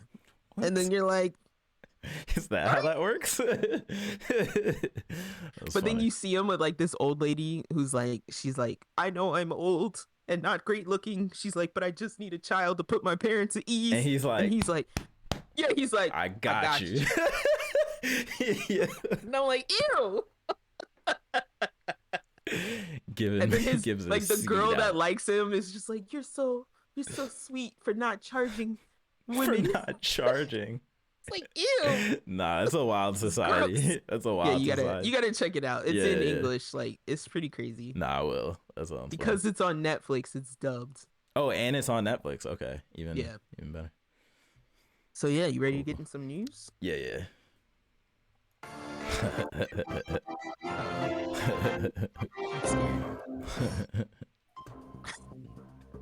That is the most Seth Rogen laugh you've ever done in your life. So I'm sure you're aware by now at this point that I only put this here to troll you in some way, shape, or form. I didn't click on that yet. I know. God damn you. What is this? So there is a rumor going around that Assassin's Creed 4 is being remade. But guess who's can't get goddamn Skull. Don't you say Guess who's remaking it? The people who making Skull and Bones. The people who making Skull and Bones. This is like George R. R. Martin. Like, god damn it, stop making other stuff. So one of the things they're saying is that they're actually trying to pivot Skull and Bones into this Assassin's Creed game. Because Skull and Bones ain't working out that well. You can't make this up. Only Ubisoft. The thing that like osmosised off of the original thing Assassin's is now Creed. being reabsorbed into the thing it was supposed. It never spun. What do you call something that never quite spun off? Never made it to the spin. It 180'd. Like it didn't make the full spin. And then it fell. Let it rip. Oh man, but I'm like, this only is terrible. Ubisoft could have a story like this, and I 100% can believe it because and the craziest part so about long. this, they showed Skull and Bones gameplay. They showed it. But see, literally. this is what I was always worried about. There was never They had a release date. There was never a game. But they had a release date. There was never a game though, bro. There was mechanics, there was ships in water, there was shooting, there was steering, there was no game. I'm telling you. They didn't have a story. The only thing that makes the ship in Black Flag fun is because you're a pirate running around doing pirate shit. If you're just a random, you know what I mean? Like that, the clip they kept showing of like the woman pirate and then the guy pirate and then the black pirate and the shit. I guarantee you that's the most story they had going for generic, that. And 100%. that's why they never had a game. 100%. That was always like, I never wanted to say it out loud, but that was always my deepest concern is like, if you don't base this off of Black Flag or being a pirate in the Black Flag world, it's not going to work. Mm-hmm. And I bet you the whole time Skull and Bones has been in the Black Flag engine, which I think is just some version of Unity, but I assume it's been the same engine the whole time. So if they are pivoting, then it would probably make sense because it's easier if it's already in the Black Flag engine. Now I get to just say remake Black Flag and drop all the dumb shit. Yeah. Would you be happy with that though? If they just straight up just remake it? Okay. Because I forget, like, get rid of all the shitty ass stealth missions. Yeah. You know it's going to be a live service too. Like it doesn't need to be a live service. Yeah. Where you buy ship skins and there's a ship battle pass and it's ever evolving world and make your own story, guys. That's what it was gonna be. You and your friends make your own pirate story. It was gonna be Pirate Destiny, yeah, and I was 100%. like, I was totally like, whatever. Like I was throwing my arms up and walking away from them. Everybody was. I think the developers were too. I don't need that. So yeah, I just thought that was it's wild that we're still hearing new stories about Skull and Bones that aren't, hey, the game is done. Hey man. At least they're still talking about it because, like, I looked up Little Devil Inside the other day. Yeah. Doesn't feel good. Doesn't feel good. I know. That's a sad one. Doesn't feel good. That's a sad one. That's a sad one. And I feel like it's weird because this always happens. Like, every E3, Summer Game Showcase, Gamescom, whatever, there's always 1 or 2 or 3 games that look amazing. And you're like, oh my God, I can't wait for that. 2 of them come out eventually. But there's always one that's just like it just quietly vanishes and it's never talked about again. Like, it's always the one I want, so I'm gonna shut up now. I'm gonna crazy. stop telling people. They'll be like, "You interested?" And I'm like, "Nope." There's no games I like, or I'm just gonna start saying the most popular game, whatever game. That's the one I like. Don't say the name. But yeah, it's sad. But I won't give up hope for Little Devil Inside just yet. I won't give up hope just yet. But yeah, don't look at the Reddit because it's hopeless. Oh God, yeah, I'm sure. I'm sure. People are like, it's over. It's over. Go home. Call it, guys. But yeah, that's all I got. That's all I got. Right. Is it time for anime then? Yeah.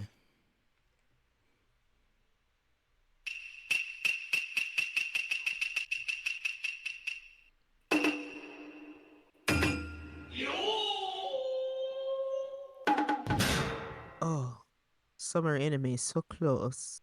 Jujutsu Kaisen season 2, baby. I didn't watch all of Chainsaw Man again last night for no reason. Huh? All Chainsaw 13 Man? episodes? It's not that hard. All 13. It's not that hard. Jesus They're 20 Christ. minutes long. It's not that hard. Oh, speaking of, shout out to the Chainsaw Man fighting game that Bandai is developing. I was just thinking about, while I was watching it, I was like, I wonder what the Chainsaw game will be when it comes. The same as It's all their other game. games. Yeah. Damn it. What was the Demon Slayer Hinokami? Fighting game. No, but what is that the title? Is that what it was? Hinokami Chronicles. So I can yeah. just saw this Chainsaw Man Hinokami Chronicles. Yeah, 100%. Broken Bond, Chainsaw Man Broken Bond. Which is just Naruto Ultimate Ninja Storm. Oh, I was gonna say Naruto Broken Bond. which is just Dragon Ball Tenkaichi. They literally and they're all published by who? Is there a One Piece one? Bandai Namco. Yes, One Piece Burning Blood. There's a One Punch Man one. There's a Kill la Kill one. There's a One Punch Man. There's a My Hero Academia one. Oh, where's my JoJo one? Is that There's Eyes a of JoJo Heaven? one. No, JoJo Battle R, All Star Battle R or something. They just Okay, remade it on a PS5. Yeah, it's Bandai. It's what they do. It's what they do. But yeah, I was thinking about that last night because I was like, I want to see these models It'd be more awesome. than just this show. It'd be awesome.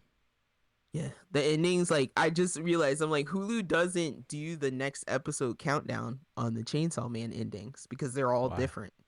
Because they're all different. And it's like part of the show. Make you watch it. I get what you're saying. They like, don't cut it off, which is pretty cool. That is cool. Because watching Heavenly Delusion, they definitely cut it off. Shoot, Crunchyroll just makes you watch everything. Yeah, intro and outro. They're like, we did this. Noticed Hulu doesn't have the intro skip, but they usually do the like next episode timer. And I was like, oh, they're playing the whole, because I was like, I'm getting to hear like every single song. ending. Yeah, I'm jamming. I don't even know. That's funny. But man, something like Chainsaw Man just hits different. Because they stick to the manga. Well, it's not just that. It's all something. It is. There's something about the like. There's something janky and destitute and gross about Chainsaw Man that like isn't. Jujutsu Kaisen has more of a formal. Yeah, like, shonen. We're not gonna throw up in somebody's mouth. We're not gonna show you that on screen. Yeah, whereas Chainsaw Man's like, smoke this cigarette. Yeah. No, smoke it for me though. Chain smoke it. Smoke this cigarette. You teenager. You 16-year-old chain smoke this cigarette. You wanna bang later, teenager? Like, there's something awful about Chainsaw Man that draws me in. Oh yeah. Makima just being I mean, is it seinen? Like, I guess it's seinen, right? It's not shonen. It's seinen. Seinen? Yeah, seinen. Because it's for adults. How do you say it? Seinen. Like an American. Excuse you? I say it like an American. Seinen. I say it wrong. Naruto. Sakura. I hate that so much. I try my best to say stuff right. Yeah. But yeah, seinen. Seinen. No, I think. How do you say it? I think it's shonen. It is shonen. I say seinen. I say seinen. Okay. Because I don't really know where the line is. I don't know if it's just curse words or if it's blood. Like, I don't know what the line is between. I think it's content. I think it's like what you're dealing with. Like, do you know that one anime I was talking about where the dad like is taking revenge on the boyfriend for the daughter? Like, I think that's seinen because of the content. But this is like a boy growing up. I guess it still counts. He's still a shonen. Teenager. Okay.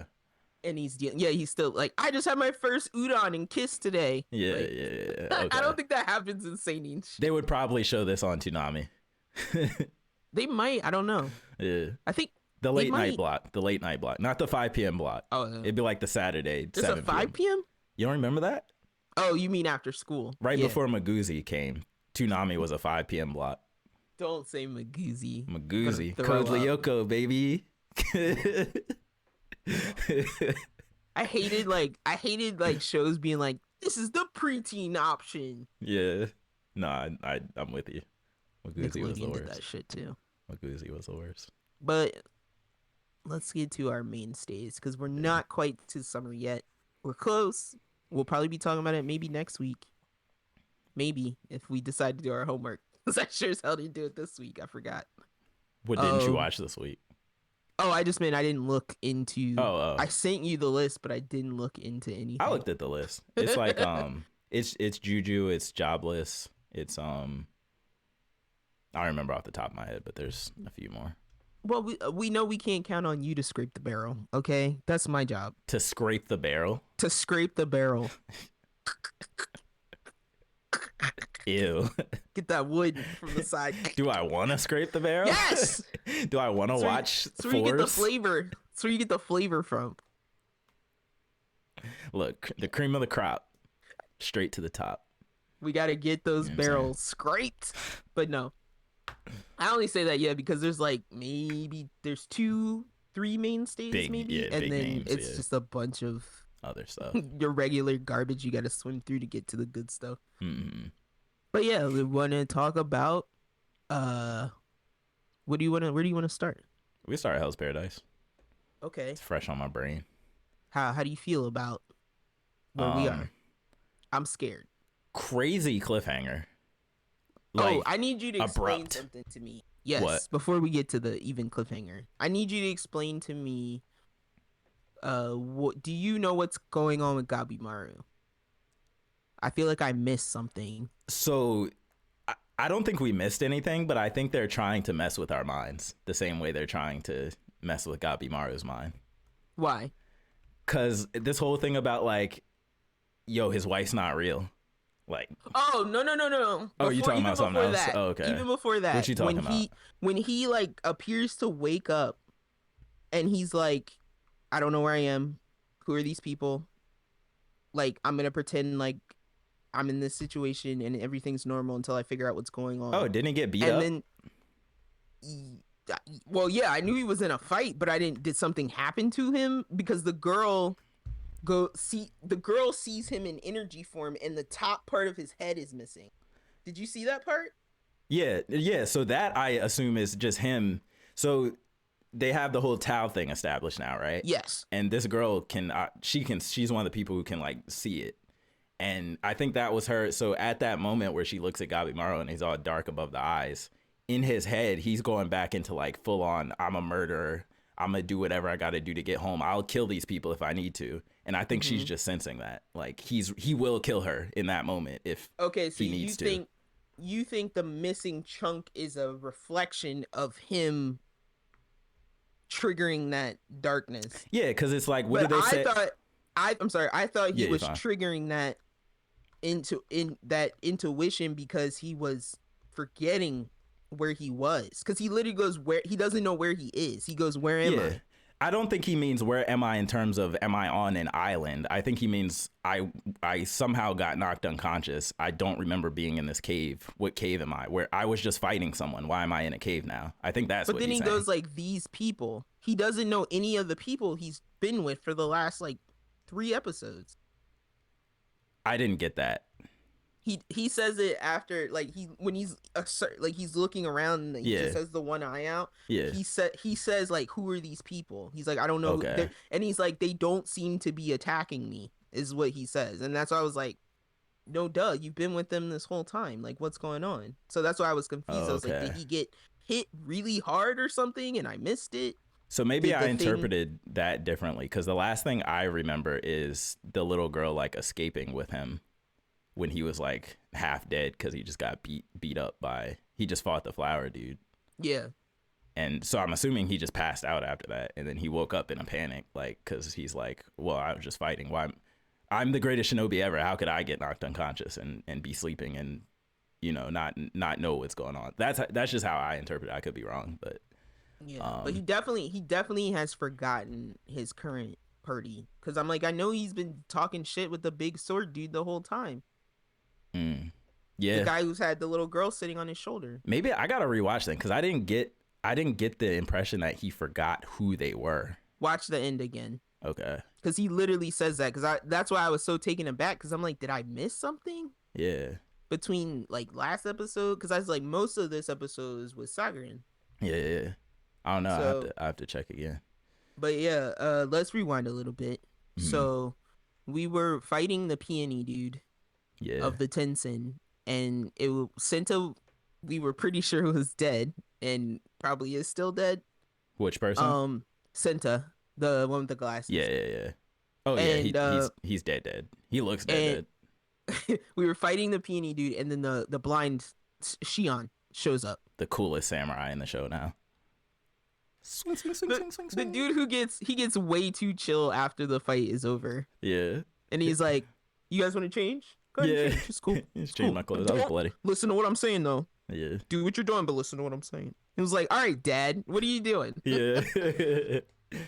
But funny. Yeah, I like how Sagarin, or I've been calling her Sagiri, but they've been calling her Sagarin. I like how she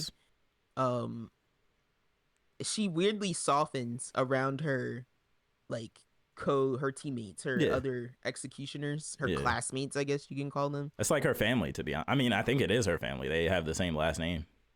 Yeah. And then I was truly worried about Shion because I'm like, I guess I was like, are we just gonna take out Asamon's He better like not die. rapid fire now? It's like, Yeah. because he did get stabbed He was jacked with up. the tentacle, and he Yeah. did have flowers bursting out of him, but he somehow like sliced them Jones up off of him. he ripped them out of his arm, all that kind of stuff. Yeah. But yeah, it's like basically we have the same kind of fight we've seen previously, which is them. It's one of our fighters telling themselves this thing is a monster that can be defeated, whether it's immortal or not. How do I kill an immortal?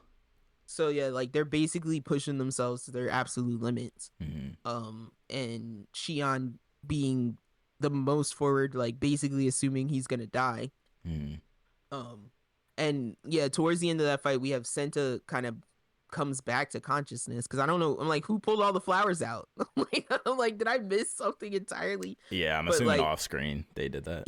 He didn't have it. He had bandages on, and he basically is like yelling at Shion to hit the weak spot on the giant flower monster, and he's like, it's not where you think it is. It's like hidden slightly beneath. They thought it was in the abdomen, and then they realized it's in the flower bud.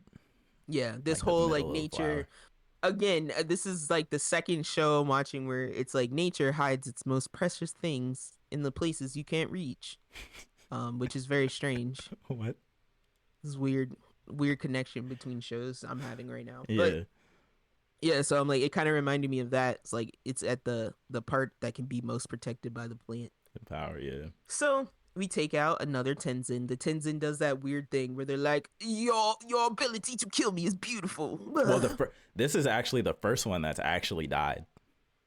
Oh, really? The other one was all shriveled up and he escaped, and then they gave him. Oh, that's right. They begrudgingly gave him. Yeah, they're like, here, you true. little punk. Go ahead, drink it since you need it so bad. Since you lost, you loser. Don't let it happen again, though. We're not giving you no more. That's the vibe I got. You loser. It's true because they have to make this shit themselves. Out of humans, yeah, out of fresh humans. So, yeah, he actually dies. Mm-hmm. And then our characters are like somewhat recovering, but Senta we know is probably actually gonna die. I think they buried him. I think the ninja chick won't share all of her fluids. Yeah, I think it showed them like at the gravesite. Like, yeah, they showed his glasses. Yeah. Yeah. Rip that guy. And I was like, should you guys be burying him? Because I was like, aren't you just in theory feeding the Tenzin? I was like, I think it has to be live him humans or something. Oh, it has to be live humans. I think. Yeah, okay. Yeah. They're I was living like, don't essence. put him there. Don't put him in the soil. It's like, don't give them the juice. Fertilizer. But yeah, so Shion is able to recover thanks to Kunoichi. I don't know what to call her. I forget her name all the time. Slime chick. She's not worth me remembering her name because she's the worst. She's mad slimy. She's like so proud of how selfish she is. Yeah. But then now we can kind of get to what you were mentioning earlier, which is that she starts intimating to Sagarin about Gabimaru and like how much she should actually trust him. Because she's like, you know, what did he say he was here for? And she's like, his wife. And then she's like, have you ever met his wife? She said, I'm a realist.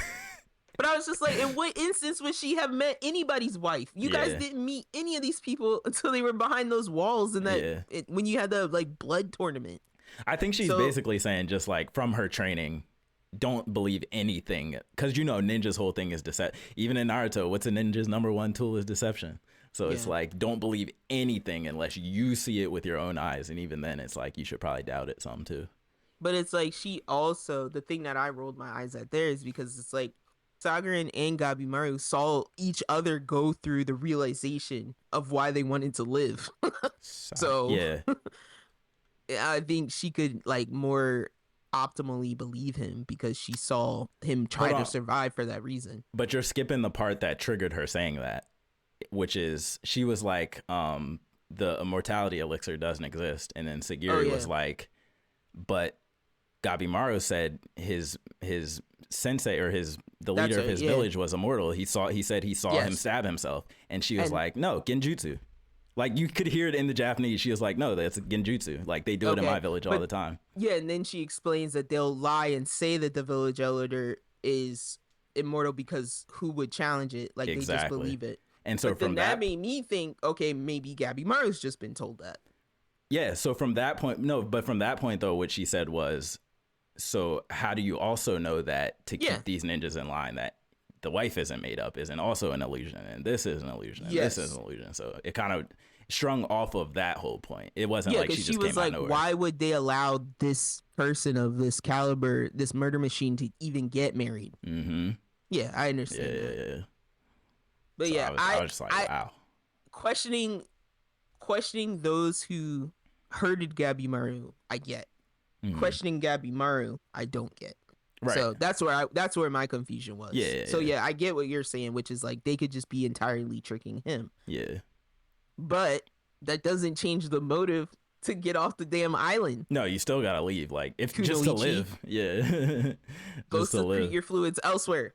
But I think really the whole reason they brought that up was just, it's kind of like Siguri said. She was like, dang, all of his hopes are fake. That's just so sad. Like, and it kind of just stopped there. Like, I feel like that's all she brought it up for, was like just to add some sadness to the show. Like, but dang. It's like I don't need this one character to keep boosting themselves as the only one that's in this for the quote unquote right reasons. Which one?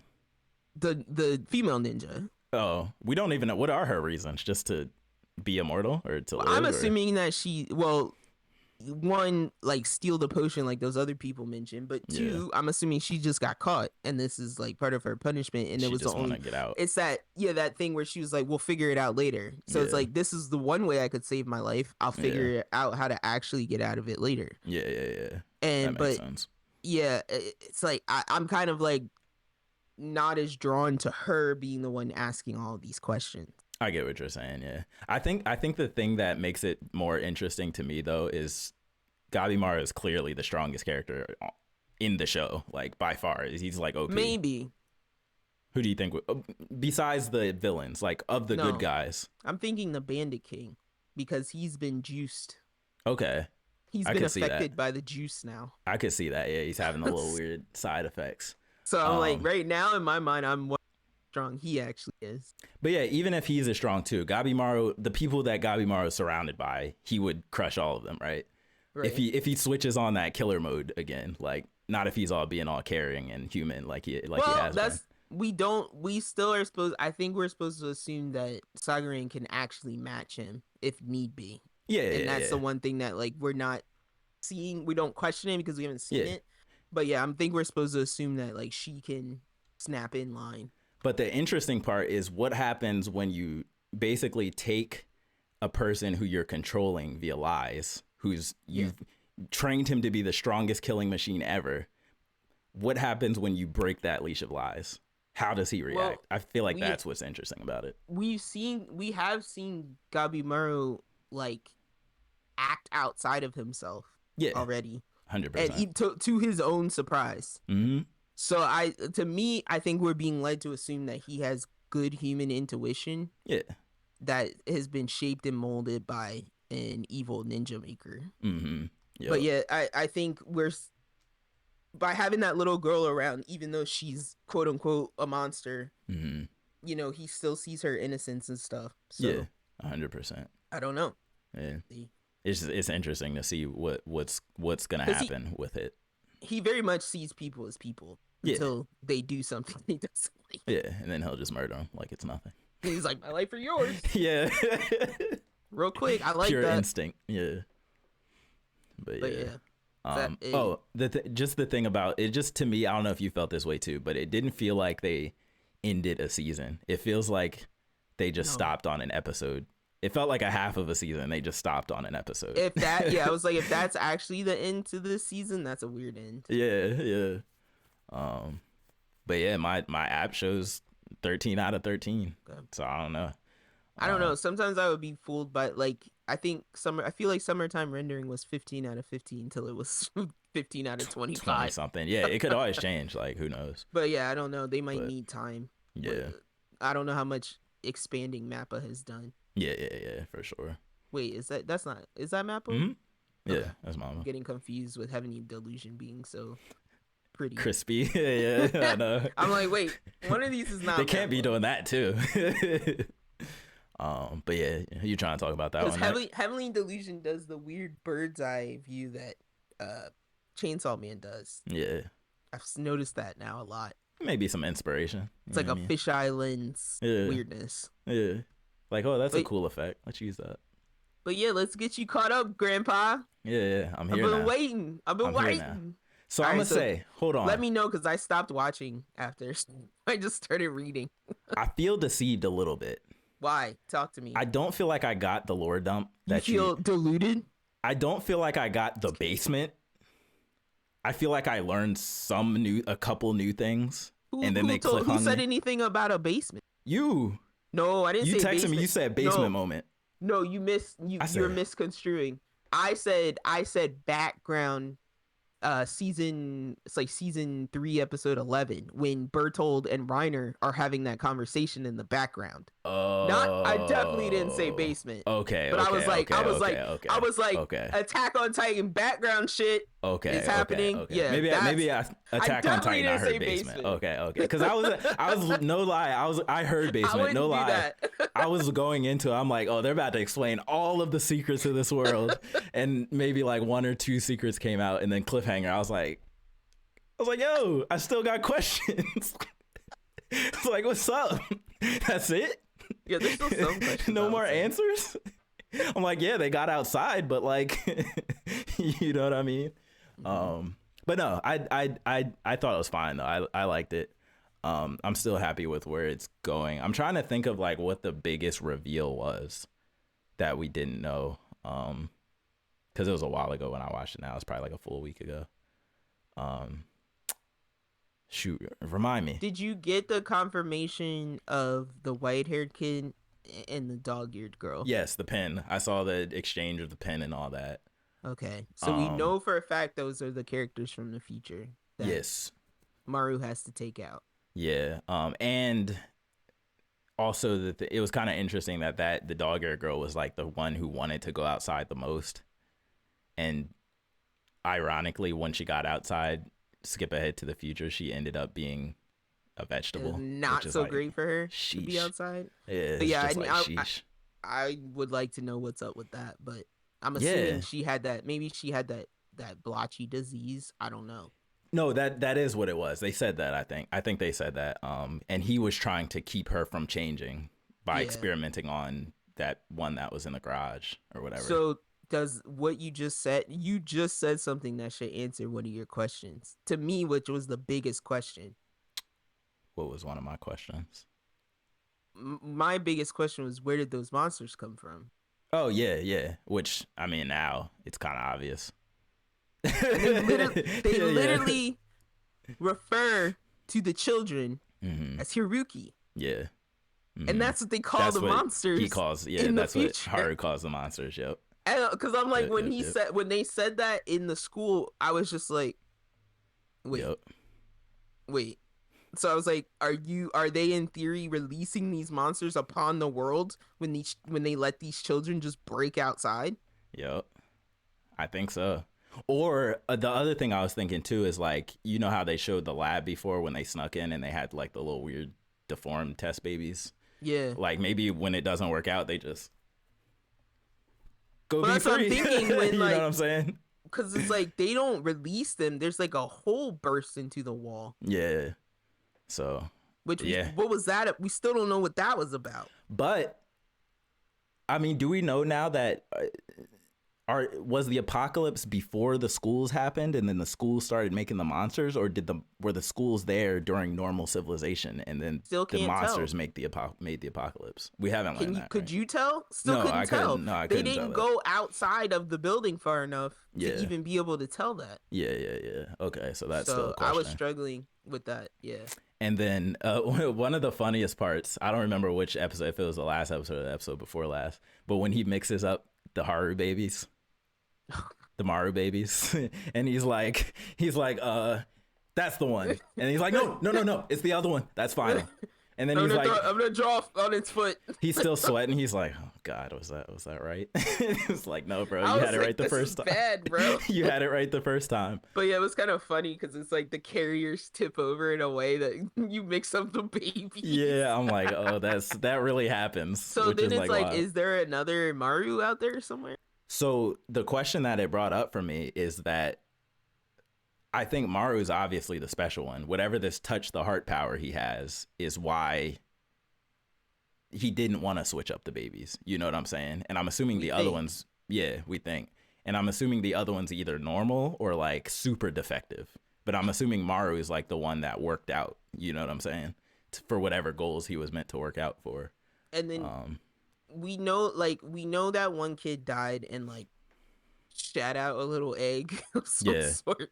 Don't know what that was about. But then Maru also has some sort of ability, or not Maru, Tokyo. The mother, Maru's mother, had some sort of ability to like crystallize herself. Yeah. When she was in danger. Yeah. Don't know what that was about either. I mean, I'm assuming they all have powers for one reason or the other. I know her name, Mimi Hime, I think her name is. That's the dog girl. Yeah. She saw Kona, I guess, in his true form when she was when we thought she was hallucinating, and she's like, I see scary things. Yeah. And sometimes they turn out to be true, and like she was looking at him and he was like a monster. Was all deformed and stuff. Yeah. Yeah, so I'm like, part of that to me was like, okay, was he one of the ones we saw? I can't remember. Know. Yeah, I can't remember if he was one of the ones we saw already. Because I'm kind of assuming if we didn't see him already that he would be the fish one, because that was the one he was drawing, like in the first episode. But I don't know. Who did you last meet in the last episode? Did you meet anybody new, significant? Oh, Robin. They found Robin, and he started wilding out. I didn't want to say, did you meet Robin yet? I almost forgot about that part. He starts wilding out. He's cracked all the way out. But I'm assuming, though, that he's always been not a good guy. But when they were kids, you know how kids are just oblivious, that they thought he was this, Robin, we look up to him. But he's probably always been a dirtbag. That's my assumption. I was so confused. That's my assumption. I was so confused. Yeah.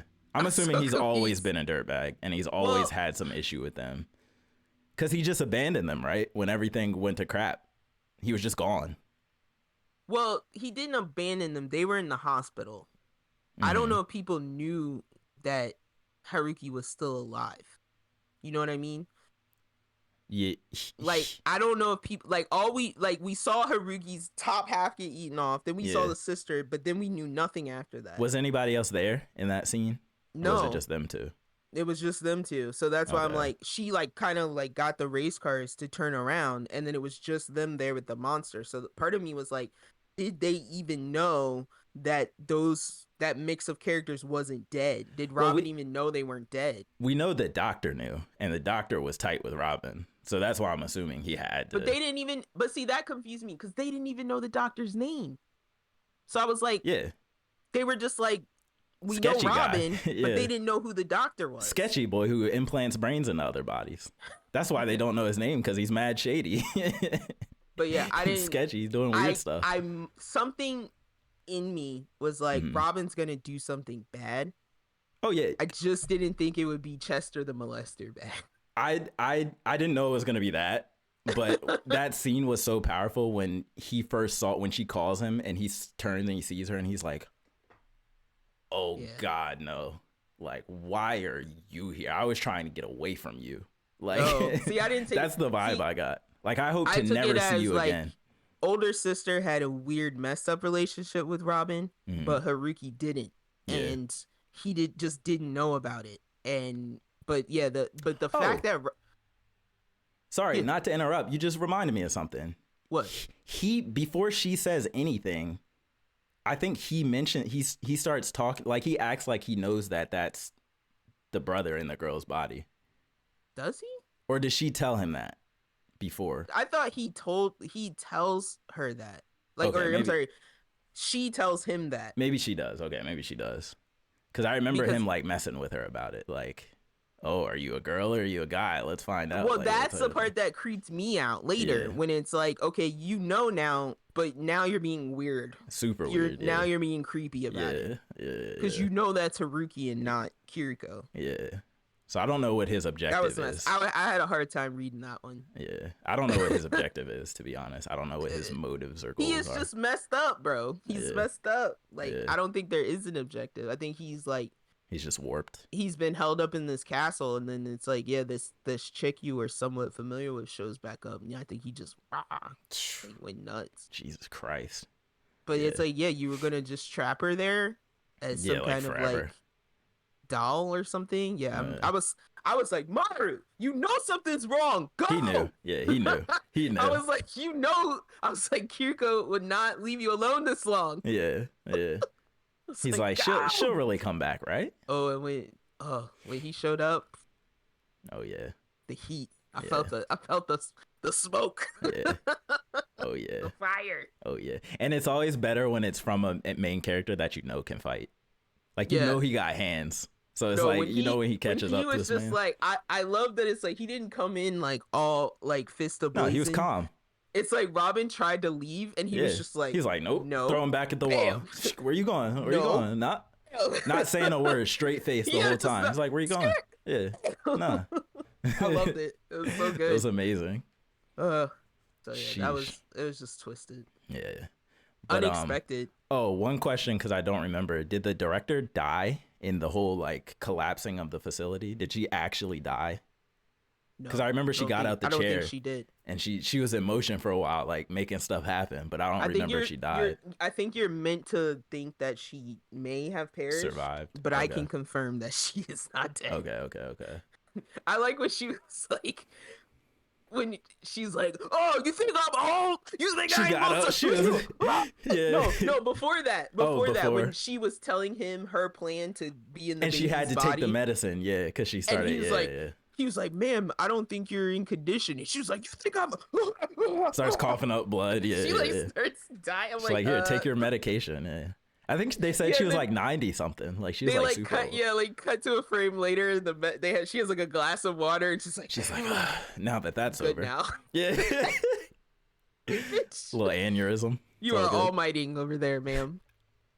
You're gonna all-might yourself to death. Yeah. So I'm like, I can't tell if she's like a main antagonist or if she's just like a distraction. Yeah, you know what I mean?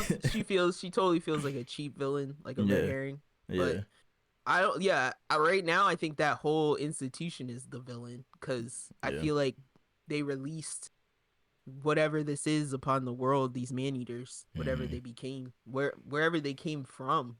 And I can't. It's just so hard for me to believe that this is just an immortality play. It can't be that simple, right? Can't be because that's such a trope thing to do. But I mean, maybe that's what they're trying to engineer into these children is some form of immortality. Maybe that's why they all have weird genetic like things that cause them to be different. Yeah. Kona, I feel like is the only one that hasn't been a freak show. Everybody else has a little bit weirdness. Kono's the blonde-haired boy, the father, Maru's father. Gotcha. He just draws stuff. Yeah. But like everybody else is like Himi's got those dog ears. That other little girl fucks with people when you look at her eyes. That one kid, Froppy. Yeah, they got Froppy kid who went missing. Haven't heard from that kid in a while. That's true. You got boy who can leap and jump. You got weird I want to tinker and things. So it's like everybody's got Kona's just kind of good at drawing. Yeah. But he also seems to be maybe from a different class of kids. He seems like he's like the original, like from the first batch. Well, yeah, it's like it seems like the kids get more freak show as you go along. Too. As you go, the younger they are, like they're doing weirder and weirder stuff to them.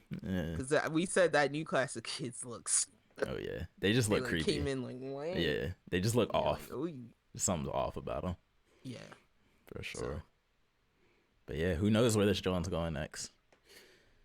I don't know, man. It's so wide open because it is. I feel like we've solved a lot of the mystery outside of like what happened to the main character. Yeah. But like there's still like questions I would say that don't really matter. Yeah. But there's still questions. My thing is like, what's the antagonist? That's my biggest thing. Is like the world. Yeah, it's like who are we fighting against? The environment. Yeah, it's like, is it just survival? And then we're is still actually trying, like, we're supposed to be delivering Maru somewhere. to Remember? heaven? Yeah, to heaven or whatever. But we don't know. We're still trying to figure out where that is. We've been to like 10 different heavens. None of them were and it. like, well, I was like, based on what I read, so where I'm at in the reading, like, I'm very close to the origin of why Maru got sent off in the first place, and who sent Maru off with Kiriko. But other than that, I don't see where we are going outside of that. It's interesting, so, yeah. for sure. And I want to know what's up with that baby.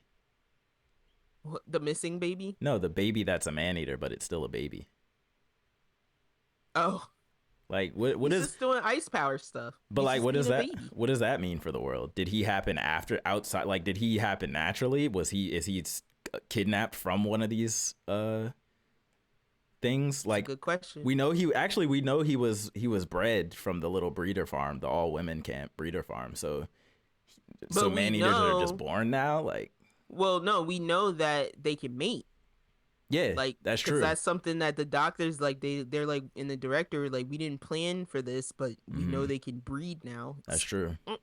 Maybe a man-eater had a kid with a regular person and in the breeding camp. Do you think next season we're just gonna full on shonen it, and now we just have humanoids? We have the humanoid generals, and they just all transform into some grotesque, like, ew. You know what I'm saying? Like, well, do we have conscious sentient man-eaters next season? Well, that's why I was like, I would like to meet the sentient man-eater, but I also want to know where the fuck Mina came from. Where did the birthing robot come from? Oh, yeah. She's weird. She's so weird. Why did it shut down now? She's weird. Of all times. Yeah, so I'm like, I still want to know, like, the origin of the school and all that. Yeah. But a lot of questions, it just means it's a good show. I feel like the robot, here's my no knowledge guess that I like making. The robot was a human before, and they were pursuing immortality, but their answer led them to becoming this weird birth robot that's probably got some, like, biological parts in there still. Ew. And now she's trying to, like, the current director is, like, carrying on her weird robot legacy with her. That's my guess. I hope that the other baby Maru was a girl, and the director was somehow able to inherit her body over. Oh man, because she seemed hella determined. Yo, you're right. And she only had to get in an interim body. And they did give the baby to one of the babies. Did stay. That's why I'm like, maybe that's where the other baby went. There's like an evil director Maru running around. Oh man, no, that would be dope. I wouldn't. But yeah, I'm looking forward to sentient man-eater. Like, yeah, I feel like that's got to be. We're going to integrate fully into the humans. There's some back room somewhere with some nasty giant hive mind man-eater that's, like, all grotesque, and he's just, like, telepathically talking to you. It's just like that gross growth that was in that garage. Yeah, just plastered on the wall. He's perpetually in pain, but he's, like, talking to you still at the same time. Because I'm like, if they escape, does that mean that, well, Mina shut down? See, my thing is, like, since Mina shut down, they're not making any more. Is there one Mina? I'm gonna guess there was one Mina at that site. Or is there a satellite in space that's the true brain of Mina, and there's a million of them? I'm listening to Kiriko where she's saying, like, there were, like, 2 locations, and big, like, locations. One looked like a school, and then the other one was, like, probably this place. They said there was a bunch of smaller, like, satellite locations too, though, right? Yeah, not a bunch, but not a bunch. Maybe there's a portable Mina or a boat somewhere. They're just she doesn't birth them as fast. I mean, if she's technological, then there's so much you could do. You could back her up to the cloud. You know what I'm saying? But I don't know. There's all types of stuff. I'm still trying to figure out what these people are doing, like calling this place heaven and stuff. Like, what was their intention? It's weird. It can't just be immortality. That's too obvious. Like, that's too on the nose. Think about what immortality means and, like, all the science that would go into trying actually to figure that out. So it could turn out that way. You could end up with a bunch of X-Men because you could go the route of like, I want to splice all of these things from like animals that live forever. Yeah. I don't know. What show was actually doing that? There was a show that was splicing things with animals, trying to make the ultimate being. Was it an Animal Planet show? No, it was anime. Like it was anime. Oh, I don't remember. It was anime. I'm not gonna remember. You're gonna make up an anime right now. Yeah. There was definitely an anime where there was some experiments going on to create the ultimate life form, and they were just splicing everything together. I don't. And remember. They came out to be monstrous demons that murdered humans. Oh boy. Of course, because what else would happen? I know. All I can think of is that one show, with the weird like cat looking people, and her name was Lucy. It's not Serial Experiments Lane. It was something else. Cat looking people. I'll never remember. That's a barrel. That's a barrel scrape anime. That is not a barrel scraped anime. Elfin. Oh, Elfin. That is not a barrel that's not a barrel anime. scrape. I remember Elfin Lie. The Vectors. That is on mini list. The Vectors. Yeah, that show is crazy. But yeah. All right. Well, I don't have anything else unless you do. No, I don't. Because I burned my eyes out on games. So I didn't get to watch that much stuff. I'm still watching Dragon Ball. Oh, I downloaded Mega Man Battle Network. Nah. Blue and white. No way. Mega Man Battle Network 3. No way. I did it. Oh, man. It's on the log. Let's go. I love Battle Network 3. When I saw what it was, I was like, all you got to do is show me. And I saw it. It's so awesome, now I'm man. like... It's awesome. But yeah, look up Soulvars, Soulvars. I got you. It's not quite the same, but it may intrigue you. I'm gonna definitely look it up. All right, if we say it again. It's on Switch. It's on Steam. So. I think it was on Switch. It was on Switch that I showed you that the image from the screen. Yeah. I got you.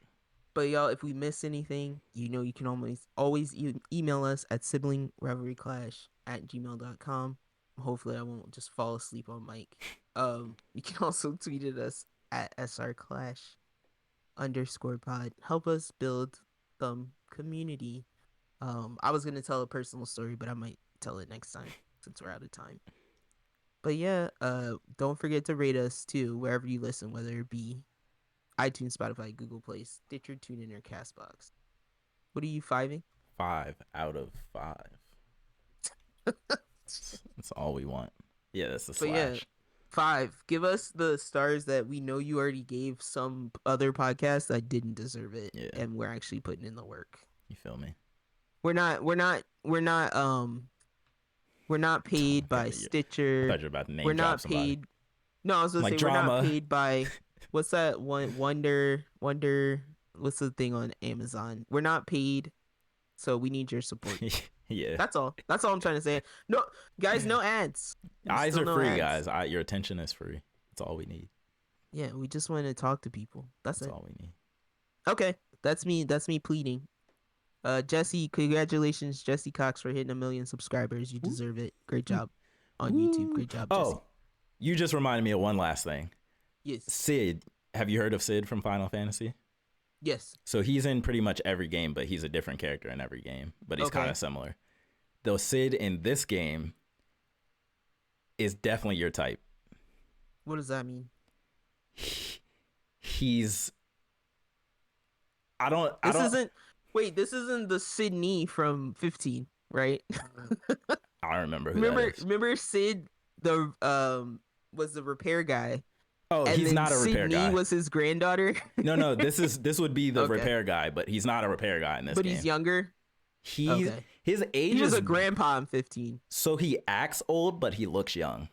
Okay. So, and like I told you, everybody's a Jinchuriki, so there could be some weird aging in here. Okay. But he acts like he's been around for mad long. They call him Old Man Sid, but he looks mad young. Like he looks like a 35-year-old. So it is probably the Sid I'm thinking about. Yeah.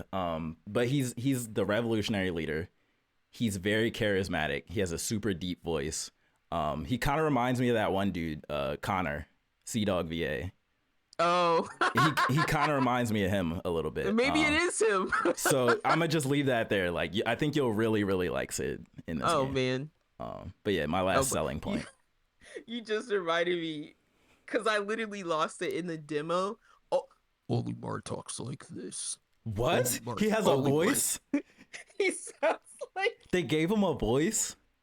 but he sounds like they did that thing where they like he's in all black and they garbled the silhouette like he's on a murder documentary. So they speak in like Simlish. Okay. But he has a demon Satan voice, Lucifer. I'm like, Diablo. do you do this? Nah, that's funny. That's a planet, and I thought I was gonna die here, but I was rescued by the impish Pikmin. It's like Animal Crossing, where every once in a while you'll get a a bright cow, but his voice will be dumb deep. I'm like, whoa, big man. Weird like grumble that they give some of the characters. I'm like, all right, big man. Jesus Christ. Like, I'll move out your way. It's Barry White speaking from the depths of his soul. Yeah, that's what it is. Yeah, that's funny. It's jarring to say, because all the other characters are like ba ba ba ba ba ba ba. He's just like, that's actually hilarious. Oh my god, that's funny. Strange. Big man. Sorry, you just made me think of that. Yeah. I will definitely have to look it up. Yeah, for sure. Play the demo. Just play the demo. God damn it! Don't get me addicted to something. I'll never finish 7. It's fine. Just play the demo. The storylines don't connect. It's fine. Play them in any order you want. It's fine. But yeah, Sid's awesome. He's the best Sid in all of the Sids of Final Fantasy. 100%. I'm dead. 100%. All right, y'all. We are out. Anime maybe next week. If not, definitely the week following. We could do the summer rundown thing. Well, here's my thing. I feel like I get my hopes up too high. So I feel like at least 1 or 2 episodes need to exist. Because I go ham. I get... Bro, you seen Jobless? Anime? You seen the stuff about Jobless? No. So just based off of the trailer, people are like, all the Jobless fans are like, why does it look so bad? And all the and there's a meme like ReZero fans like, oh, this y'all's first time. Will the second season fall off? Nothing will be as bad. No, never. But I could get it if Jobless season 2 is worse than season 1, because I mean season 1 is the season that's supposed to sell you. So it's like, yeah, I mean I get it at this point. But the one that got me, the one that triggered this kind of weight now, was that one where the girl was her job was to assassinate the isekai children. I remember before they grow up and become super OP and all that stuff. Yeah, that had so much promise. That fell off before the season even ended though, right? Like it fell off at like episode 3 before even the second season happened. So I'm gonna just wait a little bit, make sure stuff isn't complete trash. Don't be a hype. I would rather miss something and find it later. Yeah, 100%. Than hype something that's awful and it's horrible. Yeah, 100%. And have to take it back. And it's like anime, you really don't know. It's really a grab bag. Like it's really a toss up. Like now that we got animes putting out 1.5-hour movies as their first episode with like way too much production value. Imagine what that second season fall off's gonna be. That thing's gonna be. That's called the second episode fall. Yeah. You're like, oh, like, the budget's gone. In America, the pilot looks like trash. Yeah. And then it usually gets better. I feel like they're like, give it all you got the first ep and then let the rest look like trash. Which I think, to be honest, is a smarter way, because it's like trick them with the money. And now we can stop spending the money because they're already watching. The shittier way. I hate it. They're already fans now. We don't got to spend as much. Yeah. 100%. But, all right, everybody go on Twitter and tell Tiz to watch Oshinoko. Yeah. So we can get his opinion about it. I'll probably do it before next episode. We'll see I'll probably do next week. All right, y'all. Peace out. Oh, no pressure. We don't get paid for this. Yeah. It's fine. It's fine. All right, y'all. Peace. Bye.